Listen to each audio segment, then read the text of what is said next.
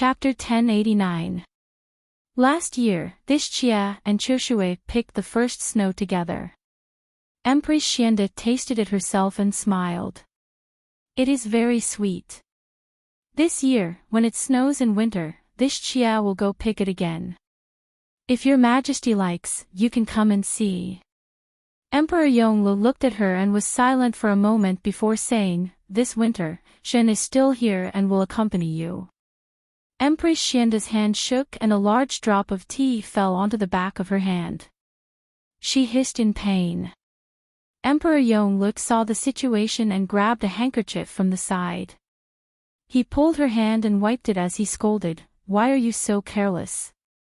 But the water did not dry, and instead increased. Empress Xianda cried. Her tears also fell onto the back of her hand. They were warm and seemed to be hotter than the boiling tea. She said, "Your Majesty, why do you say such heart-wrenching words to make this Chia sad?" Emperor Yongli's movements paused and looked at her. "Qingzhen, ever since this Chia entered the palace, this position of Empress, I have been very sensible. What I know and what I do not know, I am very clear. Whatever your Majesty does, this Chia will not have any complaints. But even at this stage, does your Majesty still want to treat me like this?" Her words were all accusations, but her tone was very calm, as though even if she was full of grievances, she could not get angry at Emperor Yonglu. She said, "Your Majesty disdains to coax me, and wants me to stay awake until the last moment. But does your Majesty not know how painful it is to be awake?" Emperor Yonglu paused for a long time. After a long time, he picked up the handkerchief again and wiped the tears on the back of Empress Xianda's hand. He said, "Qingzhen, other than Imperial Mother, you are the only woman that Zhen has let down in this life. You are the only one that can stand by Zhen's side. Zhen also knows the feeling of being awake. Zhen has no other choice." Empress Xianda stared at the flower tea in her cup and said, "Emperor has decided. Zhen has decided. Imperial Mother once said that in the world, there are many heroes. Zhen cannot be a hero, but to be able to support the great Liang to this state in my lifetime, I am already satisfied with the Lu and Yi families. The rest of the journey was up to Xie Yuan. After that, Zhen cannot manage but," he paused before continuing, "Zhen still hope that it can be like what Mother Empress said, great Liang prospering, the world clean, the throne of the country lasting for 100 generations. Qingzhen," Emperor Yonglu sighed, "we do not know when we will fall, nor do we know when we will wake up again. If that day comes, you must accomplish what I have instructed you to do. After that, you can go and live the life you want to live. Whether you're sober or confused, as long as you're happy." Empress Xianda lowered her head and stroked the edge of the teacup. After a long while, she looked at Emperor Yonglu and a slight smile appeared on her face. She said, "Does your Majesty still remember the scented tea that Chia brewed for your Majesty to drink when we first met?" At that time, Empress Xianda's mother brought her into the palace to see Empress Dowager Jing Xian. Empress Dowager Jing Xian was originally choosing a wife for Emperor Yonglu. That day, there were also some young ladies from the other officials' families. They were all in the 4 arts and performed in front of Emperor Yonglu, but it was all for that high and mighty position. Yet she sat alone at the corner, smiling quietly and looking at everything indifferently, as if she did not care about all of it. No matter if it was the high and mighty Empress position, or the handsome young emperor, she did not pay any attention to them. Empress Dowager Jing Xian asked her if she had any talents. At that time, how did Empress Xianda answer? She said, "This official daughter is slow-witted and do not have any special skills. It is just that when I am at home, I occasionally brew tea for father and brother. Father and brother feel that it is very good." Chapter 1090. At that time, the other young ladies all had disdainful expressions. Things like brewing tea could be left to the servants. A noble young lady didn't know how to practice some skills and only knew how to brew tea. Did she really think she was a servant? Empress Dowager Jing Xian was very satisfied. Afterwards, Empress Dowager Jing Xian said to Emperor Yongluo, "I think Qingzhen is a good child. Brewing tea depends on her character. She is very steady and has a peaceful nature. She can be with you for a lifetime. Whether it's a big storm or a big wave, or a small stream flowing over a long period of time, she will gladly endure it. This is very good, very rare." Emperor Yonglu thought of Empress Dowager Jing Xian's words and couldn't help but look at Empress Xianda. Empress Xianda was blowing on the flower petals floating on the surface of the teacup. Ever since Empress Xianda entered the palace, it had been so many years. As Empress Dowager Jing Xian said, she was a calm person. She never asked much and didn't meddle. She just sat in silence. It was as though she was still the same as before, sitting in the corner with a cup of tea and a slight smile. Even with the passing of time, she didn't change. Empress Xianda detected Emperor Yongli's gaze and smiled, "Your Majesty, let's not think about other things today. Since autumn is here, let's relax for once. Drink tea, play chess, play the zither, and write like before.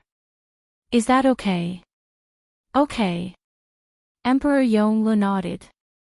His answer was straightforward, and there was a slight smile on his usually cold and almost rigid face, which actually surprised Empress Xianda.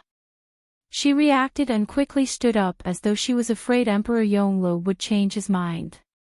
She said, "Then this Chia will go get the box of jade chess pieces that Jing Xing sent.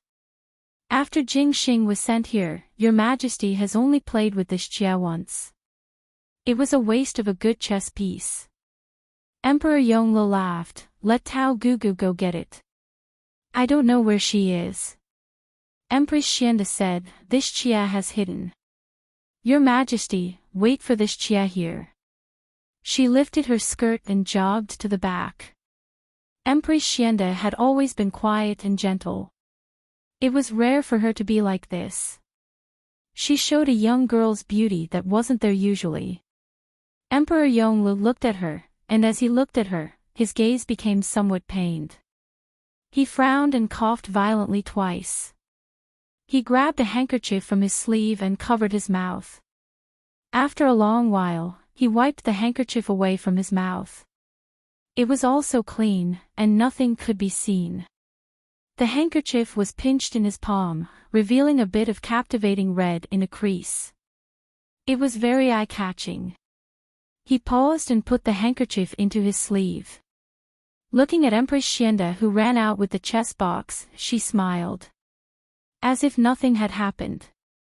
The following days were unusually peaceful. It was so peaceful, as if nothing bad had ever happened to him in the long run. It was as if the dust had settled after thousands of battles, and everything was stable and peaceful. Xie Jingxing and Shen Miao were in Longyi these days and would stroll around during the day or play zither and write in the residence. Occasionally when Xie Jingxing was in the mood, he would pull Gao Yang to practice and Shen Miao and Luo Tan would go to study other things. During the night, she would discuss with Xie Jingxing about the few military defense maps. Out of the two of them, one was good at attacking and the other was good at defending. When they were calculating, they had their strengths and weaknesses and were very in tune. Xie Jingxing was overbearing and could not stand the method of hanging the enemy to death. But being direct would inevitably have risks. Every time he argued with Shen Miao, he would overbearingly decide to slap the table and stand up. Shen Miao was too lazy to care about him. In the middle of the night, he would sneak back to the bed when there was no one around.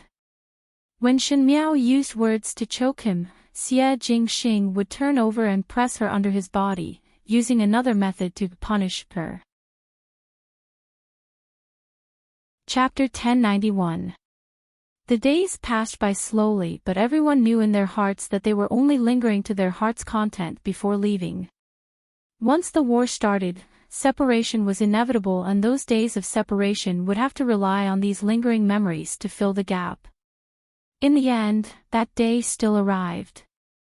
On a night of rustling autumn rain, Ming-Chi crossed the border between the two countries and launched an attack on the guards at the border. At the other end, the Qin country docked by water and went ashore from the fishing village in the northern part of the Great Liang and wantonly massacred the villagers. Using this as a stronghold, they went deep into the interior and launched an invasion. The war started. Ming-Chi and the Qin country did it secretly or deceived the heavens, but in the end they did not disappoint the public.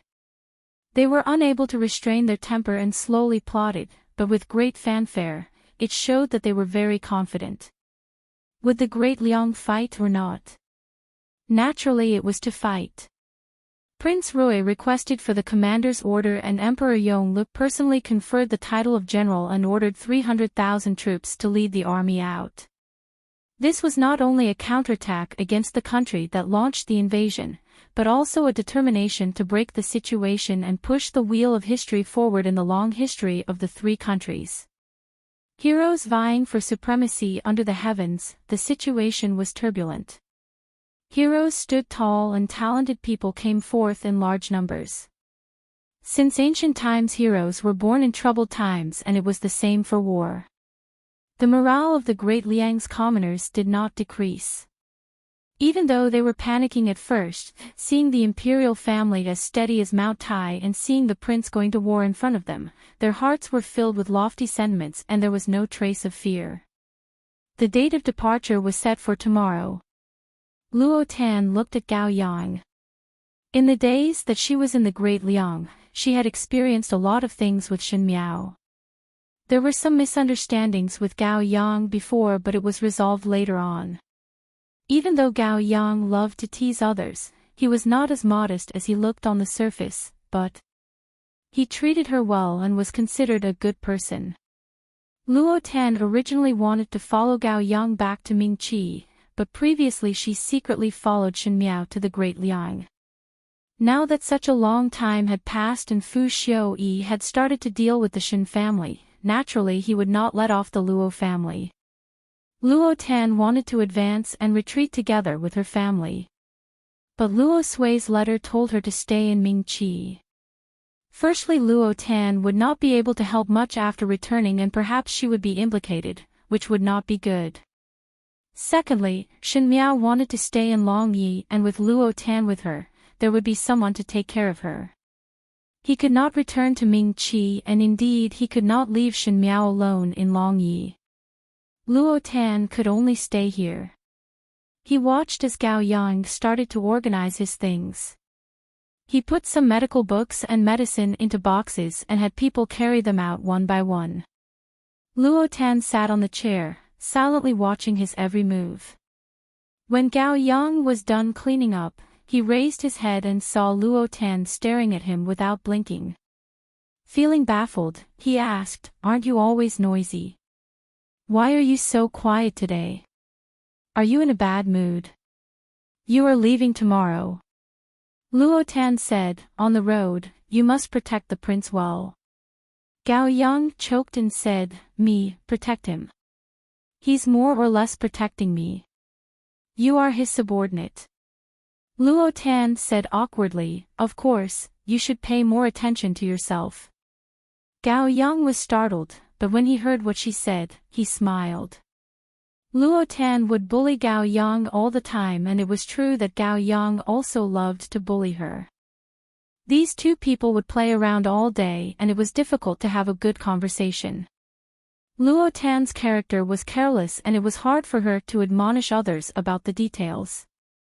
It was already rare that she was able to say a few good words to Gao Yang. Gao Yang approached her and deliberately asked, "Pay more attention." "Pay more attention to what?" Chapter 1092. He was born handsome and usually had a gentle attitude. When he was near, his smile was somewhat mischievous. Luo Tan inexplicably blushed and pushed him away before snappily saying, "What else can I pay attention to?" Of course it is to pay attention not to die. Don't you feel that it is good if I die? Gao Yang waved his fan. This entire Gao residence can be occupied by you. The servants inside will be at your disposal. Gold, silver and jewelry can be used as you wish, and also those shops and farms. Wait. Luo Tan felt that he was getting more and more excessive and quickly interrupted his words. Who cares about your things? Our Luo family does not lack it. Moreover, do you think that I am a fool? These are your Gao family's things, and what does it have to do with me? If you die, how can these things belong to me? You must be crazy. Gao Yang said, what does it have to do with you? You do not know. Know what? Luo Tan was puzzled and probed. Could it be that my father gave it to you? You are actually my father's people? She covered her mouth and said in a frightened voice, my father sent you to monitor me. Gao Yang, after a long while, he then sighed in resignation and knocked Luo Tan's forehead. Normally you look quite astute, but how can you be so silly at this moment? Luo Tan said, hey, speak clearly first. Gao Yang suddenly placed a finger on Luo Tan's mouth and made a shu action. Luo Tan was startled and felt that the place that Gao Yang's finger touched was slowly heating up until it gradually burned her face. What relationship do I have with you? You slowly think about it yourself. Tell me when I return. Gao Yang placed a medical book on Luo Tan's head. Now, help me tidy up this. Finishing, he turned around and started to tidy up. Luo Tan looked at his back, but unexpectedly, she did not explode in anger. She pursed her lips and actually obediently tidied up. Is it done or not? It's almost done, almost done. Ouch. Painful. There is still a little bit left.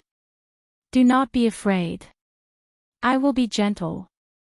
Outside the door, Zongyang Imoqing and Jingjie and Guyu were flushed red to the ears. Jingjie said, I remember that the clothes have not been aired. I will go and dry them first. Guyu quickly said, I will also help. Zongyang also said, I'll go and dry my blanket too. Imoqing fiercely nodded. The four of them instantly scattered like birds and beasts. Only Tai Yi, who was squatting on the tree, had a towering figure and was unmoving like a mountain. In the room, Xie Jingxing helplessly held his forehead. Shen Miao finally strung the last rope and patted his hand in satisfaction. Done. Xie Jingxing looked at the string of red ropes on his wrist and felt a headache coming on. Why would he tie up the rope worn by so many women for no reason? But Shen Miao was still supporting her cheeks and said with a smile, so many, how can it not be broken? Before he could speak, Shen Miao had already stood up with a bang and sat on his thighs, scaring Xie Jingxing. The wine jars in the room were all empty and the room was filled with the smell of alcohol. Shen Miao's face was flushed red from drinking and was as beautiful as a flower. It was rare for her to have a sweet smile as she held his face with both hands and kissed his face. Xie Jingxing was already calm. From the time Shen Miao got drunk till now, she had kissed him dozens of times. As long as Shen Miao was drunk, basically, one would see a completely different female. How to say, it was like a lecher who molested a young lady. The dignified Prince Rui had lived for so long and had flirted with countless females intentionally or unintentionally, but there was only one female who flirted with him. Moreover, it was a heartless female who did not admit it after waking up. This new face is indeed not bad. Shen Miao said, can be a top courtesan. Xie Jingxing stared at her expressionlessly for a long while before saying, thanking Furen for the appreciation. Shen Miao was satisfied and said, reward you with some money. Take it to buy clothes. She felt around in her sleeves and took out something before throwing it into Xie Jingxing's hands. It was the jade token that Xie Jingxing gave her in Mingqi. Before Xie Jingxing could see it clearly, Shen Miao waved her hands again and again. No, no, no. I took the wrong one. This was given to me by my husband. She quickly took it back. Husband? He raised his eyebrows. You still remember that you have a husband? Shen Miao looked at him. Recognize. My husband is better looking than you. Xie Jingxing, but he is going to go to war. She buried her head on Xie Jingxing's shoulder and found a comfortable position to nestle up. She yawned and seemed to be somewhat sleepy as she said in a daze, so I am drunk so that when he leaves, I will not be able to see him if I am still drunk and do not wake up. Why do not want to see him? Xie Jingxing frowned. Her voice gradually weakened, because I do not want him to be entangled in love. But if I see him leave, I will be reluctant. Speaking till the end, her breathing was even and long as she really fell into a deep sleep. Xie Jingxing found it somewhat funny, but at the end he gradually put away his smile. He lowered his head to look at the sleeping female in his arms and paused before softly saying, "Actually, you can be more willful." Shen Miao did not answer his words. He carried Shen Miao and placed her on the bed and covered her with the blanket. He then stretched out his hand to hold her hand and sat by the bed. He did not do anything and only looked at her sleeping face as if he was satisfied with this. In the latter half of the night, Tai Yi knocked on the door. "Master, we can set off." He paused for a moment before leaning over and kissing the female's forehead. Then, he strode out of the door. After the door was closed, Shen Miao, who was on the bed, slowly opened her eyes. Reluctant to part. Reluctant to see him leave with a clear mind, but also reluctant to miss him like this. Parting was something that made one sad and reluctant to part with. To let him leave without any burden and then return like a hero. Footsteps sounded outside the door, light and steady. There were other people, but it seemed that no matter how one looked at it, one would be able to distinguish the one they wanted to listen to. The footsteps paused slightly when they passed by the room and then gradually faded away. The long night was about to pass and the sky was bright and a new day was about to arrive. She did not know how long she slept on the bed before she sat up. After waiting for a long time, Jingzhu came in with a basin of water. Seeing her sitting on the bed in deep thoughts, she said in surprise, "Furen is awake." "N." She answered, "I need to make a trip to the palace." Chapter 1093. Xie Jingxing had only traveled for a short 10 days, but the days seemed to pass much slower than when he was here. It was clearly the original residence of Prince Rui, but no matter how one looked at it, something was not right. The MOU army left some guards in the residence of Prince Rui to protect the safety of the residence. Tai Yi followed Xie Jingxing and left together. There was also Gao Yang. Ji Furen did not intend to let Ji Yushu go. After all, the Ji family only had this one seedling. Who knew that Ji Yushu had a free and easy temperament and left with a letter before mixing into the army? When Ji Furen found out and wanted to chase after him, she was stopped by Ji Darren.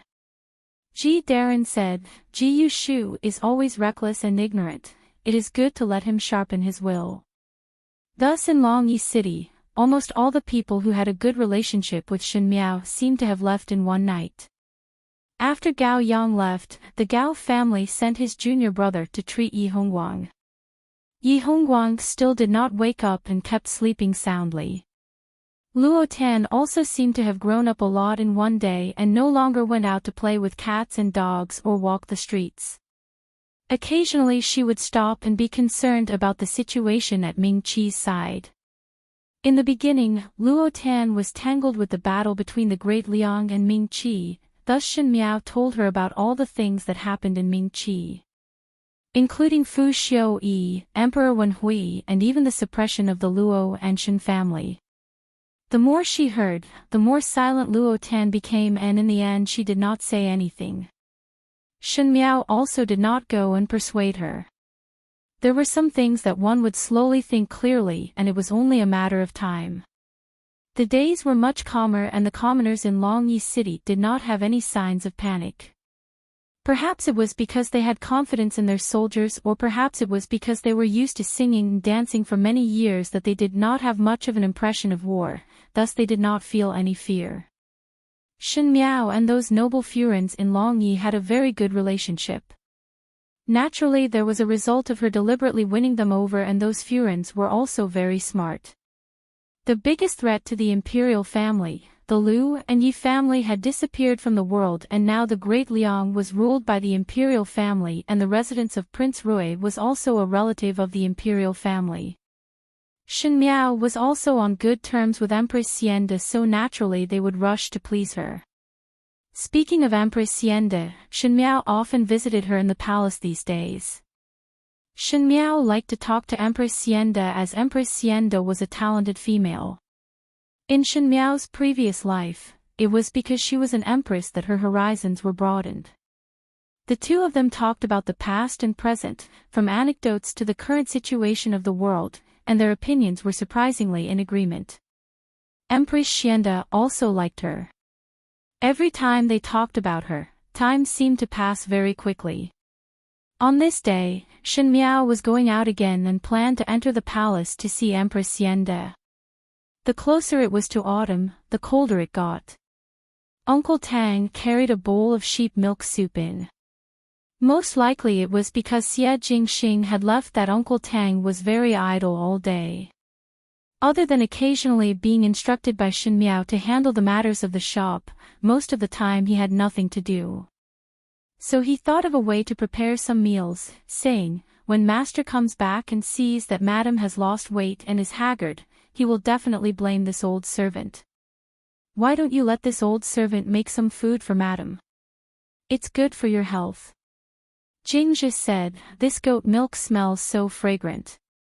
If it was another household's goat milk, the soup that is made would be more fragrant and sweet." Uncle Tang said, "After madam eats this bowl, when she goes to the palace, her heart will be warm, and she won't catch a cold on the way." He took another look outside and said, "The weather has turned cold these past few days." Shen Miao smiled, "Many thanks, Uncle Tang." She picked up the bowl and took a sip. She had only taken a sip when she felt her stomach churning and almost wanted to vomit. She suddenly put down the bowl and covered her mouth as she frowned. Chapter 1094. Gu Yu and Jingzhi jumped in shock. Uncle Tang quickly asked, "What is the matter with Furin?" Shen Miao shook her head, "Most likely one caught a cold last night and smelled the sheep milk. This time I cannot eat it, and it is better not to drink it." In this case, Uncle Tang muttered, "Go back and get the servants to bring some medicine back. Then Furin should not drink the sheep soup first, otherwise it will be uncomfortable. Let the kitchen make some light soup later." Shen Miao nodded her head and grabbed the cloak before speaking to Jingzhi and Gu Yu, "Let's go." Mo Qing and Song Yang had already prepared the horse carriage outside. Both of them did not follow Xie Jingxing to Mingqi, as Long Ye's end was not without worries. Both of their martial arts were strong and Shen Miao could use them easily, so they stayed in Longyi and listened to Shen Miao's instructions. When they entered the palace, Empress Xiande was waiting for her in the Weiyang Palace and smiled, "Today you came a little late. There was some trouble before coming out." Shen Miao smiled and asked again, "Is His Majesty's health better these days?" "Still not bad. Yesterday he even strolled with Ben Gong in the garden." "But..." Empress Xiande smiled bitterly, "Perhaps he is lying to Ben Gong. Anyway, he always likes to lie to Ben Gong and would not say anything." Shen Miao paused before persuading her, "His Majesty is also afraid that you will be worried and hope that your ladyship will not be worried about this, as he is thinking of you." "Perhaps." Empress Xiande smiled, "Let's not talk about these. Ben Gong obtained new tea leaves yesterday and the kitchen made us manthus cake. There are records in ancient books that the literati of the previous dynasty would put tea leaves in the osmanthus cake to obtain the fragrance of the tea leaves. Together with the tea, it was called tea food. One felt that it was not bad, and thinking that you are coming today, one would make it in the imperial kitchen. If His Majesty knew about it, one feared that Ben Gong would laugh at Ben Gong, and Ben Gong could only thicken her face to look for you. Your ladyship is really thinking highly of this official's wife.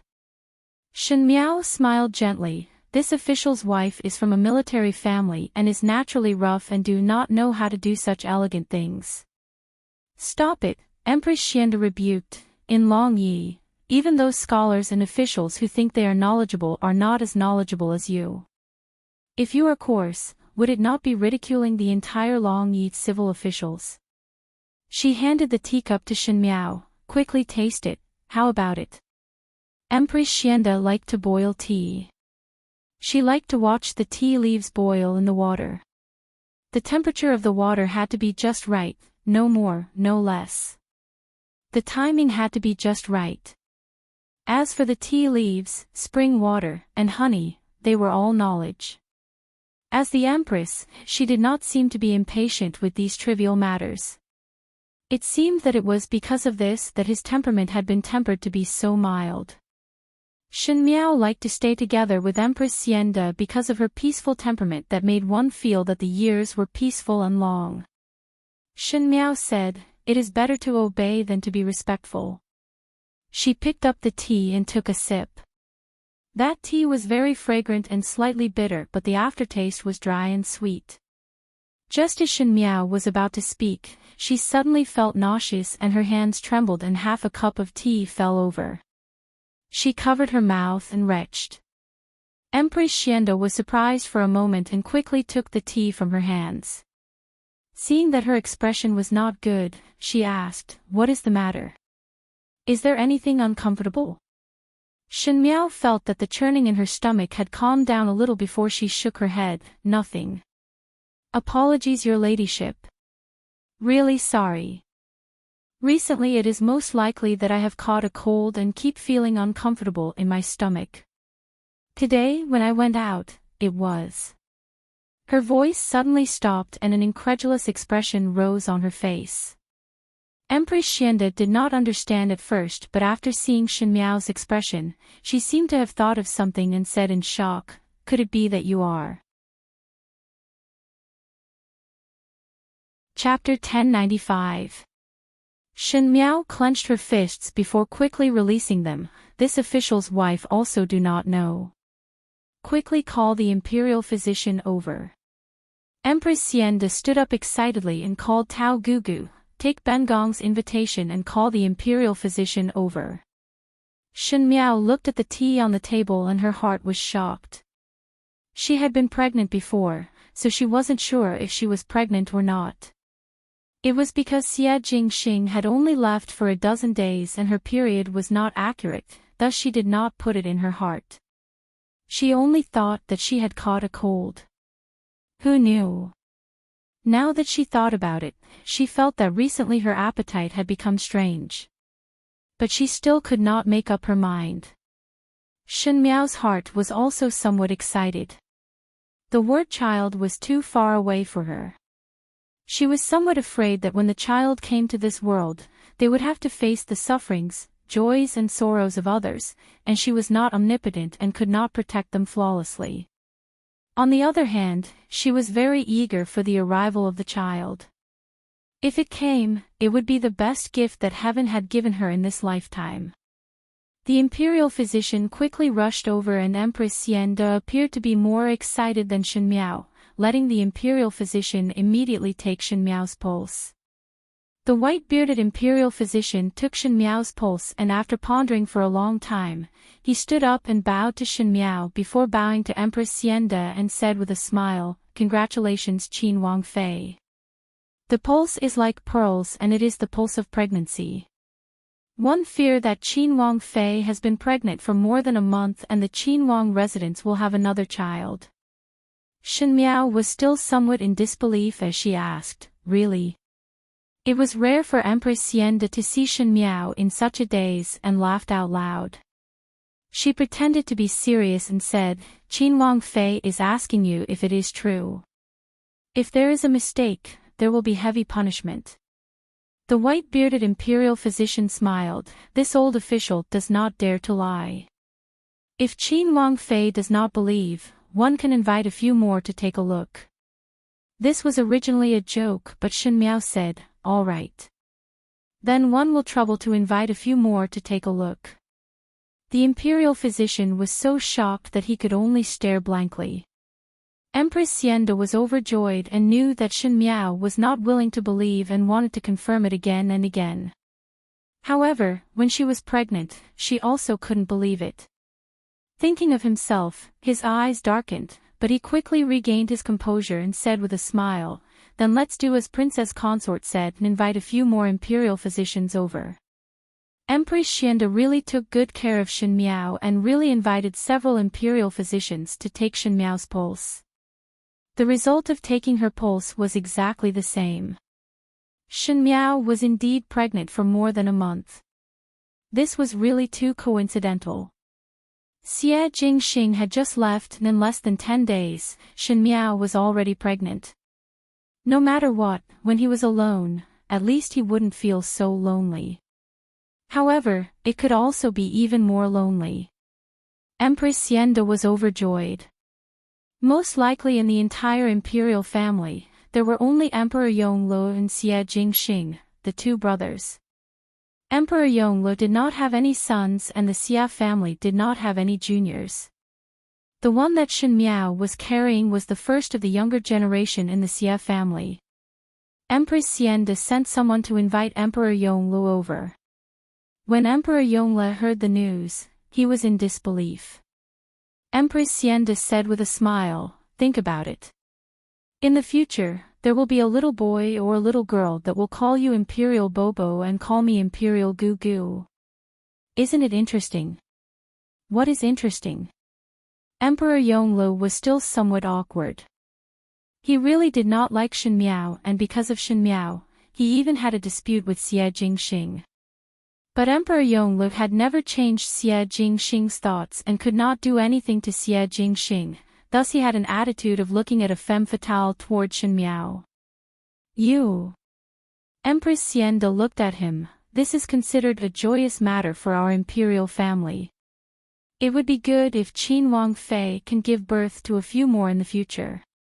The residence of the prince of first rank would be so lively." There was some envy in her eyes.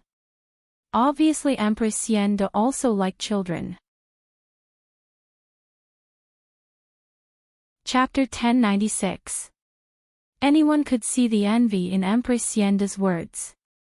Shen Miao paused and there was a flash of pain in Emperor Yongli's eyes.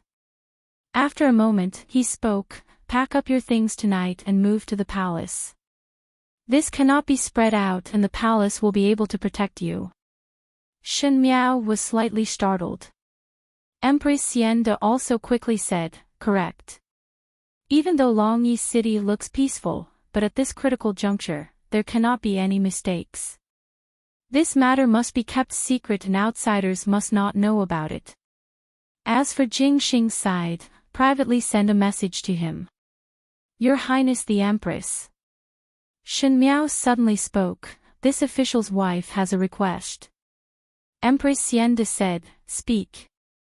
Please hide this matter from your Highness." She said, "Your Highness is currently on a journey and if he knows about this matter, he will inevitably be worried. If it is used by people with ulterior motives, there will be a loophole. It is better to hide it." Empress Xianda and Emperor Yongluo looked at each other. Empress Xianda said, "You are not wrong. But Qin Wangfei, if you are not willing to tell Jingxing, you will have to bear the pain and happiness of this child alone. One do not know when Jingxing will return and you will have to endure a long period of loneliness."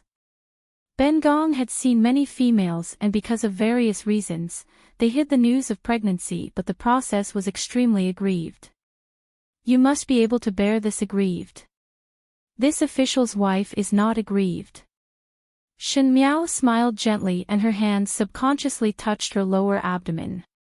When she knew that she was pregnant, she felt that there was a little life in her body that was breathing with her. That was a wonderful thing. She said, if the result is good, even if the process is hard, it is worth it. Good. The one who spoke was Emperor Yonglu. He looked at Shen Miao and said, since that is the case, do not tell him.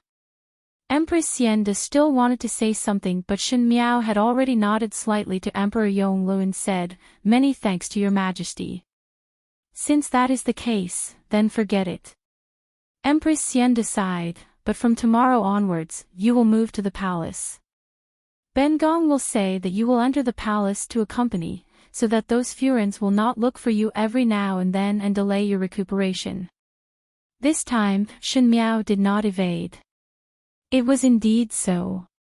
She was the only female in the residence of Prince Rui, and even if there were some guards from the Mu army, it was inevitable that there would be some people eyeing her covetously. On the contrary, because of the matter between the Lu and Yi clans, the imperial family's prestige had reached an unprecedented level. It was indeed safer to live in the palace. For the sake of the flesh and blood in her womb, Shen Miao did not mind what she did. When Empress Xianda saw that she agreed, she immediately instructed Tao Gugu to look for a side hall that was closest to the Weiyang Palace for Shen Miao to stay in. Because of this interruption, it was already night time when they returned. Uncle Tang heaved a sigh of relief when he saw that she was finally back. Luo Tan also returned from outside and was surprised and happy to know from Jing Zhiguyu that Shen Miao was pregnant. Uncle Tang was so happy that he did not know what to say. Shen Miao told them not to tell Xie Jingxing as it was the critical juncture of war and it would not be good for Xie Jingxing to be distracted.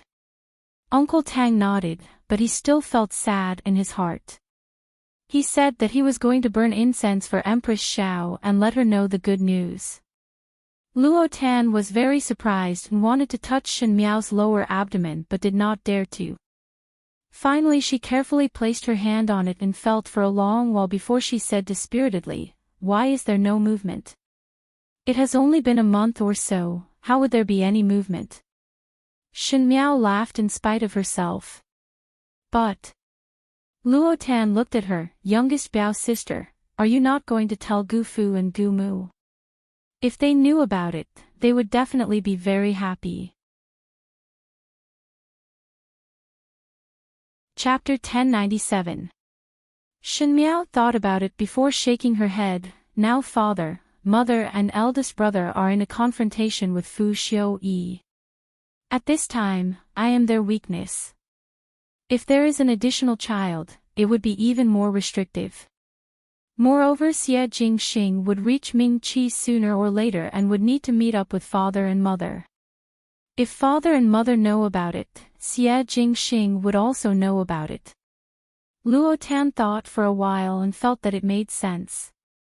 She said, even though they do not know, I as a Yumu know. She softly said, even though one do not know if it is a little nephew or niece, but thinking of a little meatball, one would feel like it.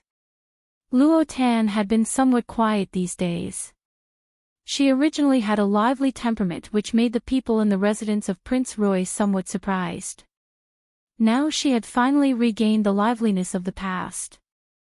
This can be considered as a joyous event these days. Uncle Tang smiled, it is time to liven up. Someone patted her head, almost forgot. One should pay attention to some food. Now that Furin is recuperating, one must not make any mistakes. Also those stairs and the corners of the door must be wrapped with cloth. It was a vivid picture of nervousness. Shen Miao laughed in spite of herself. In the previous life when she was pregnant with Fu Ming and Wan Yu, there was no such treatment. Even consort Dong Shu only routinely asked if there was anything wrong with her and sent some tonics. If it was not for the Shen family's concern, one feared that Shen Miao herself would be in a mess. Now she was calm, but the people in the residence of Prince Rui were all extremely nervous. She smiled, no need to trouble. Uncle Tang, you should also pack up. Because I am pregnant, her ladyship wants me to enter the palace. Leave some guards in this residence and leave some people behind.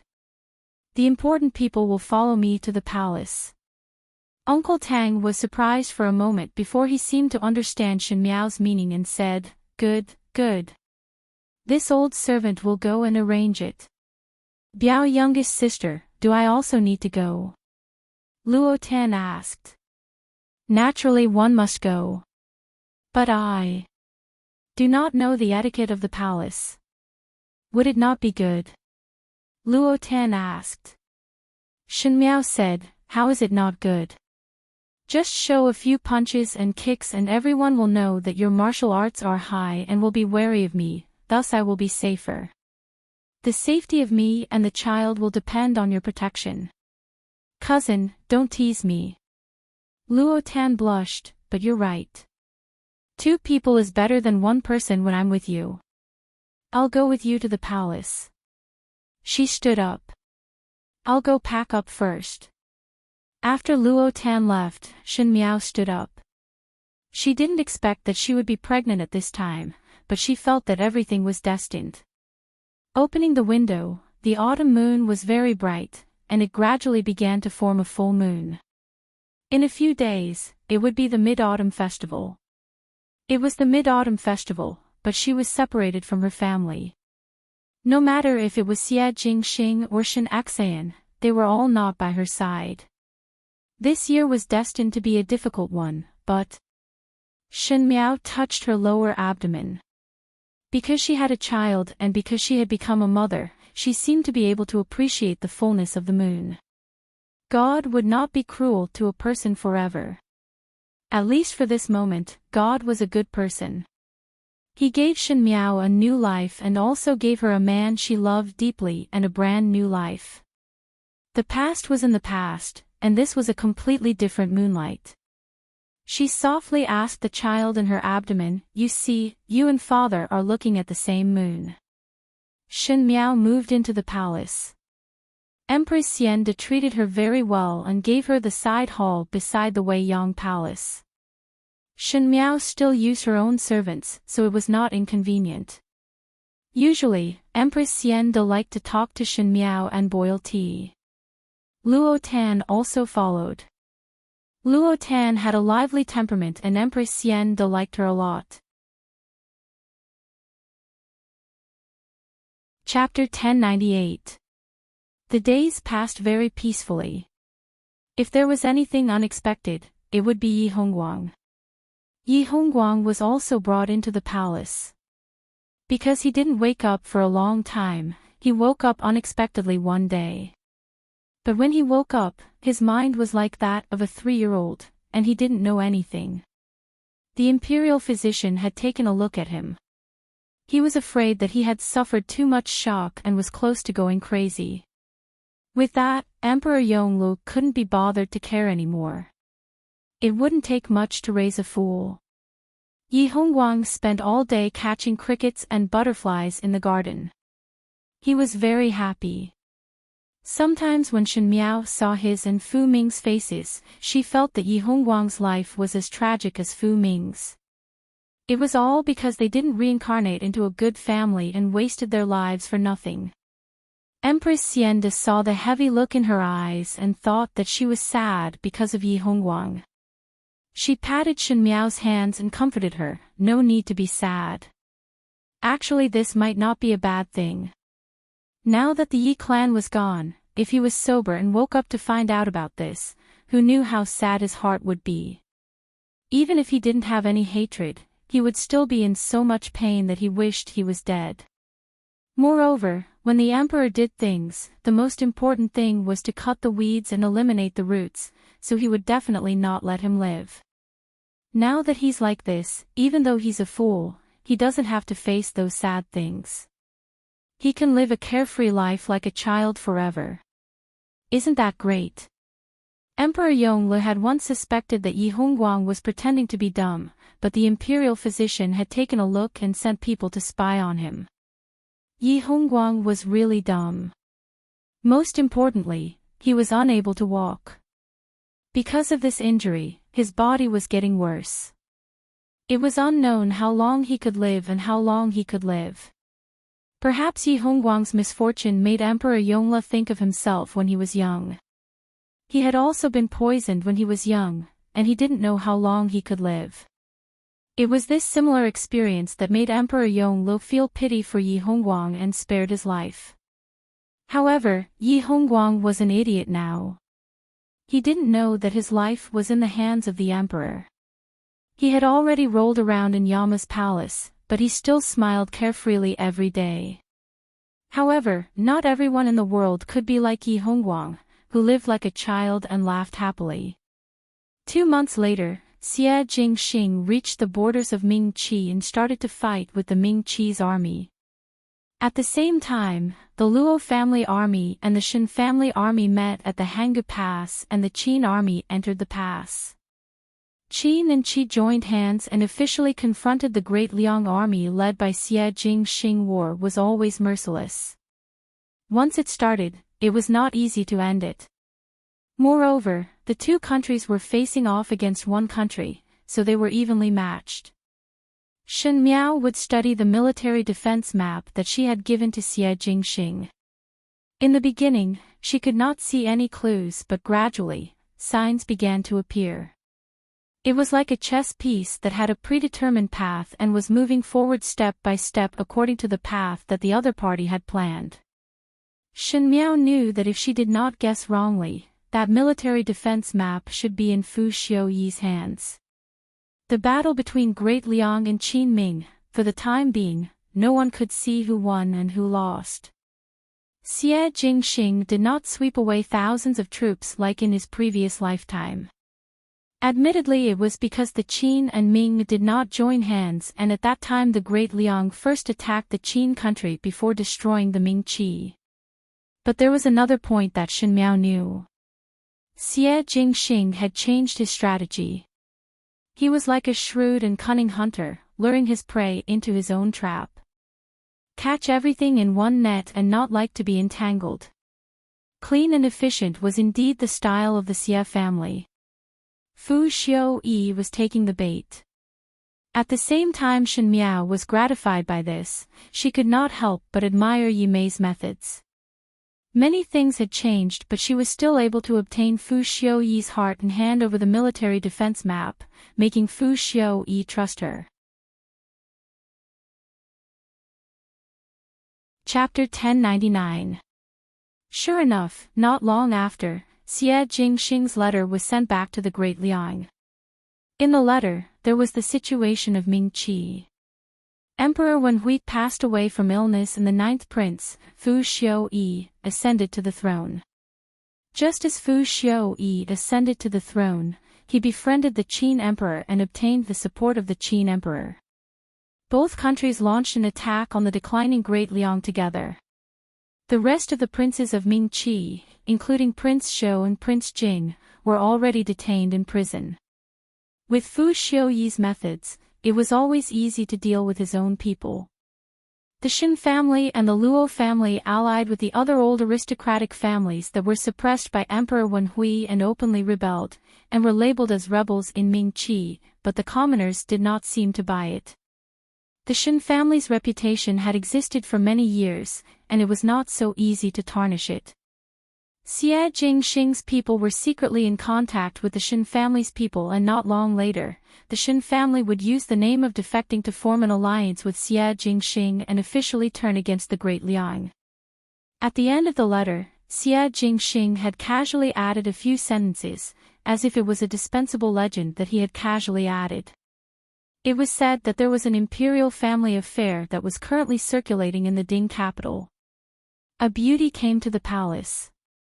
She was the distant niece of an imperial merchant. She was as beautiful as a fairy and was intelligent. The new emperor loved her like a jewel and held her in the palm of his hand. He gave her the name Mei Furen, and in a short period of time, her influence far surpassed the other concubines in the palace. Shen Miao closed the letter and smiled. Luo Ten asked, "Biao Mei, isn't it just a letter?" You read it over and over again for half a day and laughed 3 times. Suddenly she looked at the other side. AI. How did the cat climb up? And he climbed so high. Not far away, on a tree in the garden, a black cat was climbing up the tree trunk. The higher it was, the thinner the branch became. It was as if it could not bear the cat's weight, swaying dangerously. The faster one climbs, the higher one climbs, the faster one falls and the more painful it is. Shen Miao smiled. Slowly watch. Another half a year passed. Once a war started, it would not be easy to stop it. This was even more so for a war that involved 3 countries. Today, the flames of war were everywhere. Tomorrow, they would meet on the battlefield. There were wins and losses, retreats and advances. The Qin country and Ming Qi were practically cutting off all means of retreat to fight this battle, thus the investment was exceptionally high. In comparison, the troops and horses of the Great Liang could even be considered small.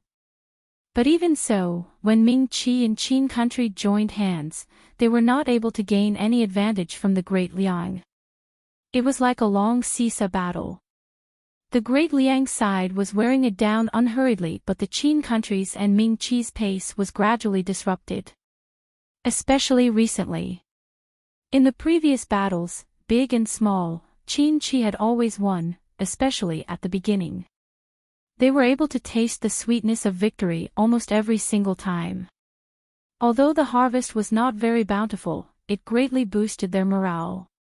The generals and soldiers of Qin and Qi were very proud. Towards the end, Qin and Qi appeared to have less and less of an advantage. Although there were victories, they were gradually showing signs of decline. All the way to the 13 capitals of Yuzhou. The 13 capitals of Yuzhou were located at the border of Ming Qi, Qin country and Great Liang. It had always been the Qin country's territory, and as for why it was the Qin country's territory, one had to trace it back to a very long time ago, even to the beginning of the country. For so many years, the 13 capitals of Yuzhou had been standing steadily at the border. It was not because the Great Liang and Ming Qi did not have any thoughts, but because the 13 capitals of Yuzhou had a complex terrain that was easy to defend and hard to attack. If one wanted to attack, one would have to expend a lot of effort, and if it was not good, one would implicate oneself.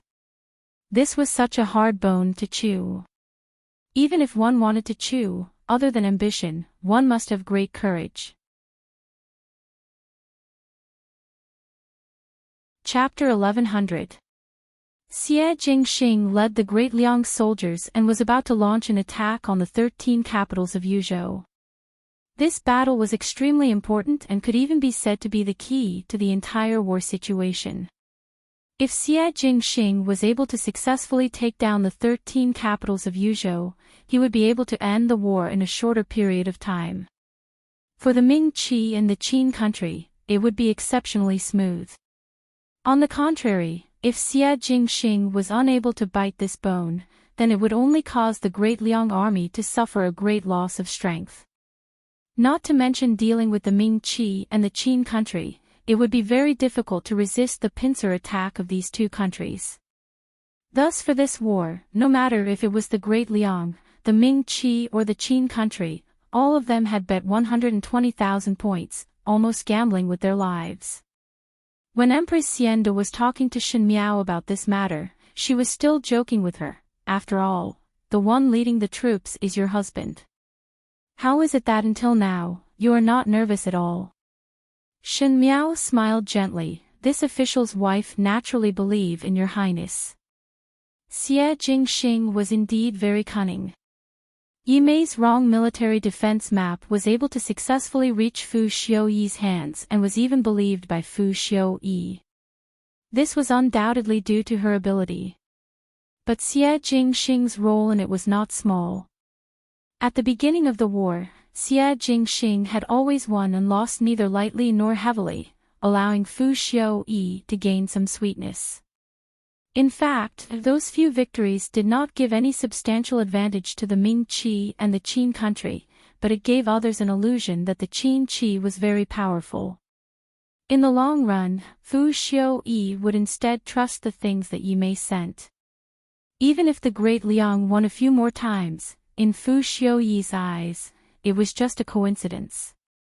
But he neglected that the battles that Xie Jingxing lost were all insignificant cities, and even though the cities that he won and defended were few, they were all extremely important. If one looked carefully, it was as if the dots were connected into a line, and there was a faint trend of joining forces. But Fu Xiu-yi and the Qin Emperor most likely would not notice this point, because in the recent few battles, they had small victories. The morale of the Great Liang army seemed to be gradually declining, and their attacks became more and more fierce, as if they wanted to take down the other party in one go. Thus Fu Xiu-yi placed extra importance on the 13 capitals of Yuzhou. From the current battle situation and the military defense map that Shen Miao drew, Fu Xiu-yi seemed to be carefully arranging his own troops according to the map. There was nothing more delightful than this news. The more manpower and financial resources Fu Xiu-yi spent on this, the greater the blow he would receive in the end. It was as if Xie Jingxing was trying to abduct a gambling addict. First, he would let him win some money, lose and win, making the gambling addict feel that his luck was not bad and his skills were not bad. Finally, the gambling addict would be determined and lose all of his Shen family's assets. At this time, Xie Jingxing would unhurriedly pull in the net and catch them all in one fell swoop. Naturally, the gambling addict would lose everything and lose everything. Fu Xiu-yi had already started to take the bait. As for the Emperor of Qin State, he was more cautious than Fu Xiu-yi. Perhaps he had other arrangements in the 13 capitals of Yuzhou province. However, once Fu Xiu-yi's side was defeated, to Xie Jingxing, it was not important what happened to the Qin country. It was as if he had opened up a gap and broken through them one by one, and the rest would be much easier. Luo Tan stretched out her hand and carefully placed it on Shen Miao's lower abdomen. Unfortunately, the news from the 13 capitals of Yuzhou can only be received by sending letters. But this little fellow grows very fast. Shen Miao lowered her head and looked at her lower abdomen. 8 months of days passed by peacefully like this. It seemed that there was no difference from the past. Even if it was a war, one could face it with a very peaceful attitude. Not only because of the trust towards her loved ones and lover, but also because she understood that there was a little life in her abdomen that was growing together with her. Chapter 1101. Because she had become a mother, she had become braver and stronger. She was able to take responsibility and calm down. Just as she was talking to Empress Xianda, Tao Gugu hurried in from outside. She seemed to be in a hurry, but she could not disguise the joy on her face. She said with a smile, "Congratulations, Nyang Nyang, congratulations, Qin Wang Fei." Just now, news came from the court. The 13 capitals of Yuzhou have sent news that His Highness Qin Wang has won. Really? Empress Xianda immediately stood up. She had always been calm, but at this moment, she was slightly at a loss. Aunt Tao nodded vigorously. Her Majesty is very happy. She is pardoning the world. Heaven bless us. Luo Tan clasped her hands together and murmured. The 13 capitals of Yuzhou had been conquered and news of victory had arrived. What did that mean? This meant that the war that had lasted for more than half a year would end soon. The soldiers would all be able to return home. On the other hand, this chaotic world would finally be unified. Perhaps the grand ambition of hegemony would come true soon. Shen Miao caressed her lower abdomen and there was joy in her heart. She knew that Xie Jingxing would be able to do it. That Tao Gugu smiled as she looked at Shen Miao. Prince Consort, do not be anxious. His Highness the Prince of First Rank also let someone send a letter over and in a while the messenger will send the letter to you. I'm so envious. Empress Xian de tease Shen Miao, not sending a letter to Ben Gong and His Majesty, and just thinking of one's own daughter-in-law, one would bear the title of sibling in vain. Luo Tan also said, that's right, that's right. They don't even know how to consider the feelings of others. Don't be disappointed, Miss Luo. Perhaps Aunt Tao was in high spirits after a happy occasion. She continued to speak for the first time. There's also a letter for you. It seems that the young master of the Gao family sent someone to deliver it. Luo Tan was confused. Gao Yang. What kind of message did he send me?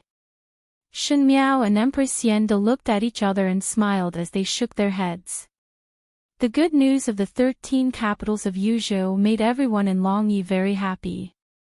Emperor Yongle even held an unprecedented palace banquet that he hadn't held for a long time. It was extraordinarily lively. Shen Miao did not participate in this palace banquet. Firstly, the fact that she was pregnant was not known to the public.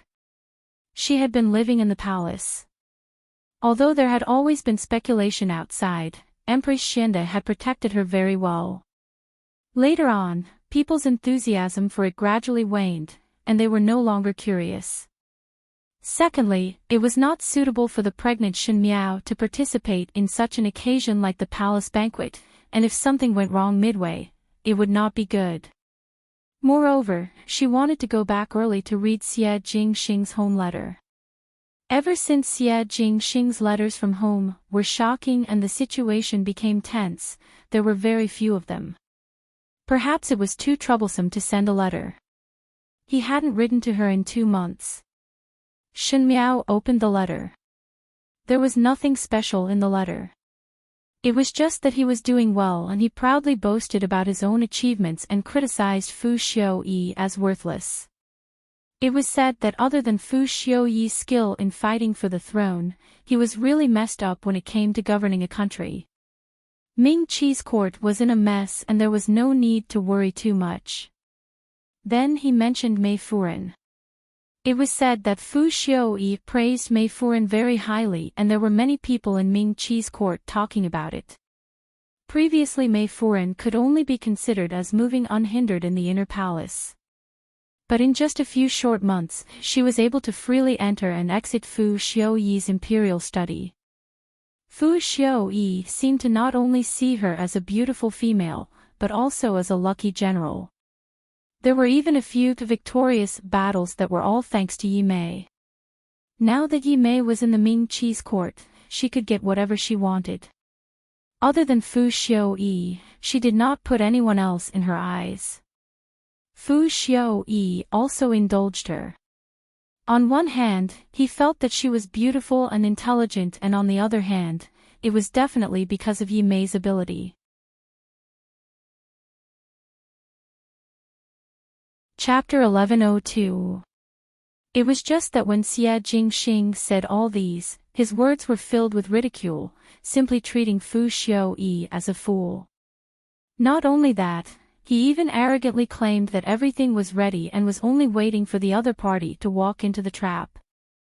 This time after the 13 capitals of Yuzhou won, at the Ding capital side, without needing him to take action, Yi Mei would be tortured to death by Fu Xiuyi.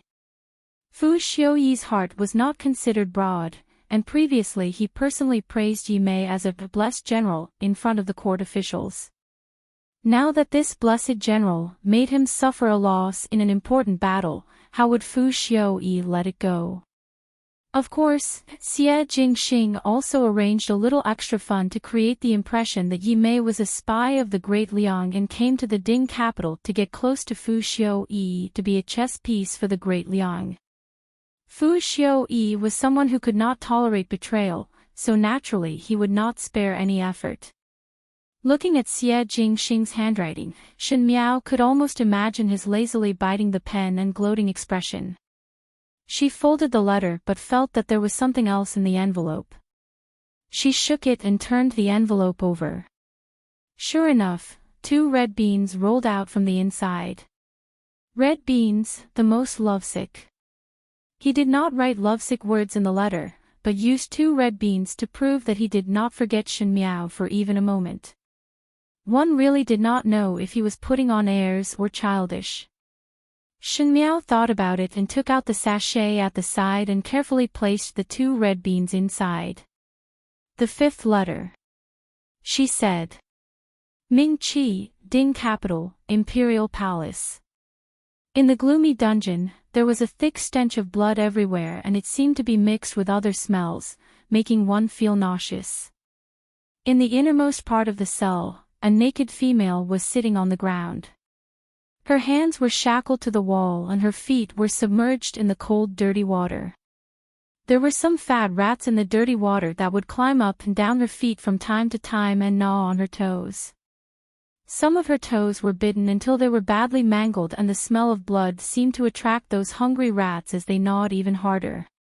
To see one's own body being gnawed on by rats, not to mention a female, even a male would feel palpitations.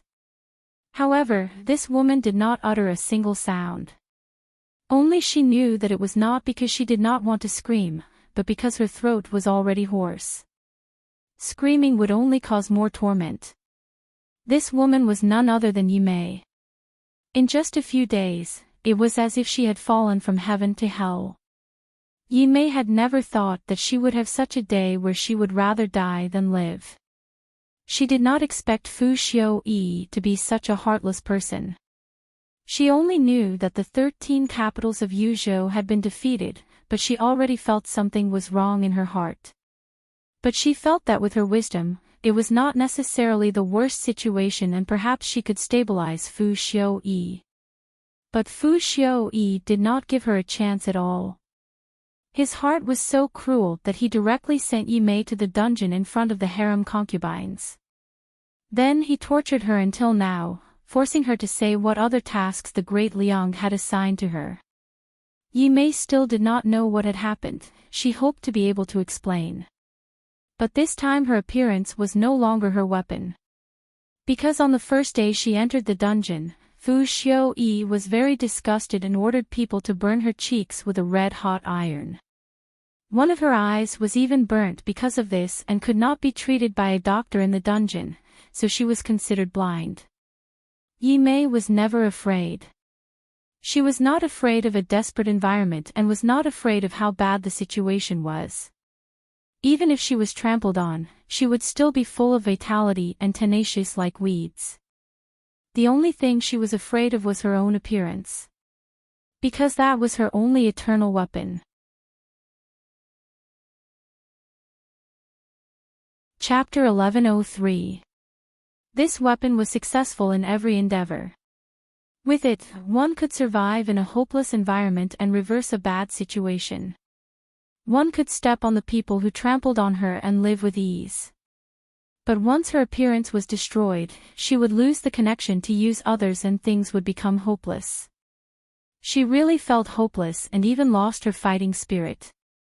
She felt that no matter how the mouse gnawed on her toes, it would not be able to change anything. She was blind, and her cheeks were scalded. She could imagine how terrifying her current appearance was. She could tempt people to disregard their lives and there was no lack of such people in the world. Even if one lost one's life, one would still pluck the fresh flowers on the cliff. But now that the fresh flowers had become weeds and even weeds with scars, who would risk their lives to pluck it? Fu Xiu-yi was really ruthless. He and Yi Mei were entangled for so many days and perhaps it was because he understood Yi Mei's ability to bewitch people that he might as well end it once and for all. He directly destroyed Yi Mei's appearance so that she would not be able to do anything. Yi Mei was very hateful. Footsteps came from outside and it was exceptionally clear in the spacious dungeon. She turned her neck with some effort and used her remaining eye to look outside. Fu Xiu-yi stood outside. He coldly said, "Yi Mei, Jin will give you one last chance. Say everything that you know out." "What does this official's concubine know?" Yi Mei asked. She still called herself this official's concubine, as if this would prove that she was still Fu Xiu-yi's favored concubine and was like a fish in water in the inner palace of Ming-Chi. Fu Xiaoyi frowned in disgust as if he was disgusted by her ugly appearance and turned his head away. Should have investigated everything clearly. Since you are a spy of the Great Liang, then you should have a channel to pass messages to them. Yi Mei laughed out loud. Her laughter was hoarse and no longer had the sweet and pleasant voice of the past, but was very ear-piercing. She also did not know why Fu Xiaoyi said that she was a spy. Perhaps Fu Xiaoyi only wanted to find a reason for his own failure. He himself had arranged the wrong soldiers but wanted to pin all the crimes on her head. She said, "Your Majesty would not believe whatever this official's concubine said." Then if this official's concubine were to say out the channel, would your Majesty believe or not?